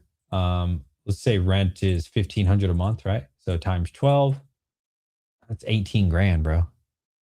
Like, can you even afford rent? That's not even food. That's not water bill. That's not electricity. That, bro, almost all your money is going to go to bills. You're not, I don't know. You do what you want, bro. Have fun. Why ask the question if you already have made up your mind? Do PK on the side and keep your job as long as possible. Absolutely. Great video, DJ. Love your content. Really respect you answering everyone's questions. Have a good night. Thank you, buddy. No rent. Okay. Well, that's nice. That's nice. Okay. So it sounds like you're with your parents. Okay. All right. Well, maybe that's a different situation. Yeah. I mean, I guess if you're living rent free with the parents, yeah, fuck it. Have fun. You're young, YOLO. Send it. That's what you want me to say, right? That's what you want to hear. You ain't trying to hear the real advice. 10 to 20% margin. You need at least 400 to 500K a year with no losses, and given you get that steady income to pay your bills. It sounds like he doesn't have bills, which is very, very nice. Good for him, man. That's dope. My parents were not having that. They gave me 1 year off. Shout out to my parents. I got 1 year off after high school. One of the greatest years of my entire life. I had a great time. It was awesome. But then after that, they're like, all right, time to get the fuck out of my house. And I was like, all right, cool. So, hey, if your parents gonna let you do it, man, fuck it. I don't know. Have that discussion with your parents, man. I still wouldn't, but have fun. Pokemon ain't always gonna be around. So, I mean, like, I would not suggest that. If I were you, which obviously you don't care about, you just want to hear what you want to hear. I can tell. I would focus on my career probably. And then I would consider if, once I got my foundation going, once I got everything, then maybe we consider going full time down the line. Once we see that this is really proven, that you can do this. Like, no offense, 30K, bro. It's not a lot of money. I know it sounds like you're really young. It sounds like a lot of money, bro. But like once you become a real adult and shit, like bro, 30K, it's not, man. I'm just trying to give you real advice here, bro. Like man to man or man to woman or whatever the fuck you are. Trying to give you real advice, bro. Like it sounds like a lot, but it's not. Like in the real world, it'll be gone instantly. Um, but you do what's for you, man. You get a schedule you stream on? No. Uh-uh. Not at all. Yeah, not at all. I would go through a bear market before quitting your job. Yeah, yeah, yeah. Barely buy a poncho for 30K. What's your what's your favorite pizza? Ooh. So generally it's just pepperoni. I will mix it in every now and then. We'll have some fun. We'll get like meat lovers or I dude, there was this so I used to live in Korea for 7 years, if you guys didn't know that about me. And they have like this spicy one. That's just fire. In Korea, their pizzas are crazy though. Like they have like a half lobster, half shrimp thing. That's fire. They do crazy shit. They'll put like full potato wedges, but like not fried. Like on it, they'll do weird shit, but it's pretty fire. They got some good shit in Korea, bro. What's your main ideal end game for Pokemon Journey? Main end game. At the end of the road, huh? Big warehouse. Big warehouse. I don't really think that far. I'm not gonna lie to you. Yeah, big ass warehouse, bro. Selling sealed cases to businesses. Yeah, getting away from like it's very long term.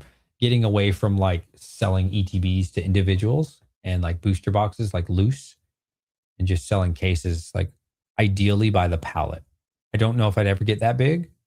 I would really need the hookup with distros and like get in with the right people. And that's uh, that that's probably never going to happen realistically. But at a minimum, I would like to do it like a non TCG is at currently. Just selling sealed cases. Not I know a non's going to continue to grow, so obviously I'll never get like as big as him. But like where he's at right now, I think would be really good for me. Have a program, have a Patreon or a Discord. You pay $15 a month, and I just sell you sealed cases.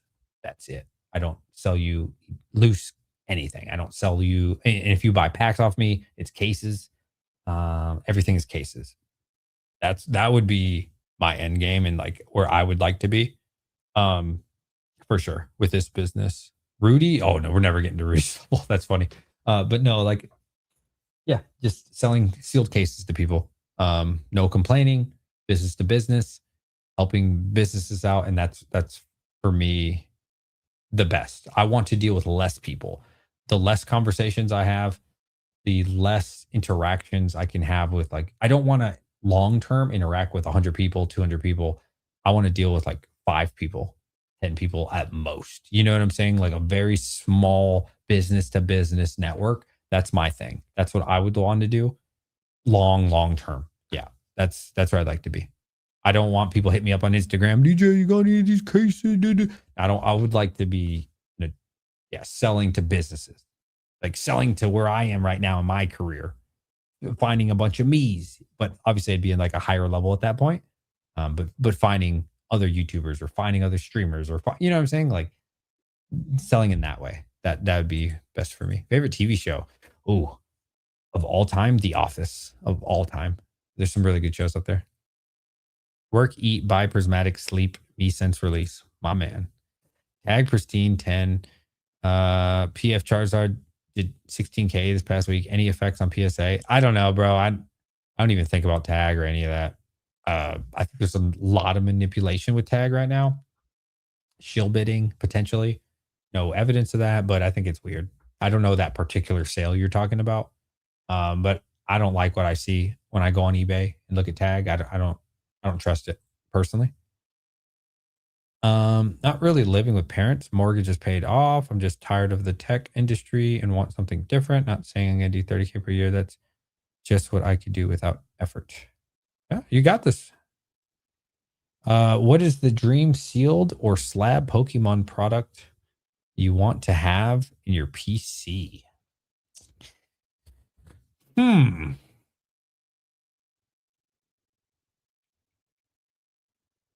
Well, the basic answer would be a first edition Charizard. Probably never going to happen. Because I always wanted that even as a kid and I never got it.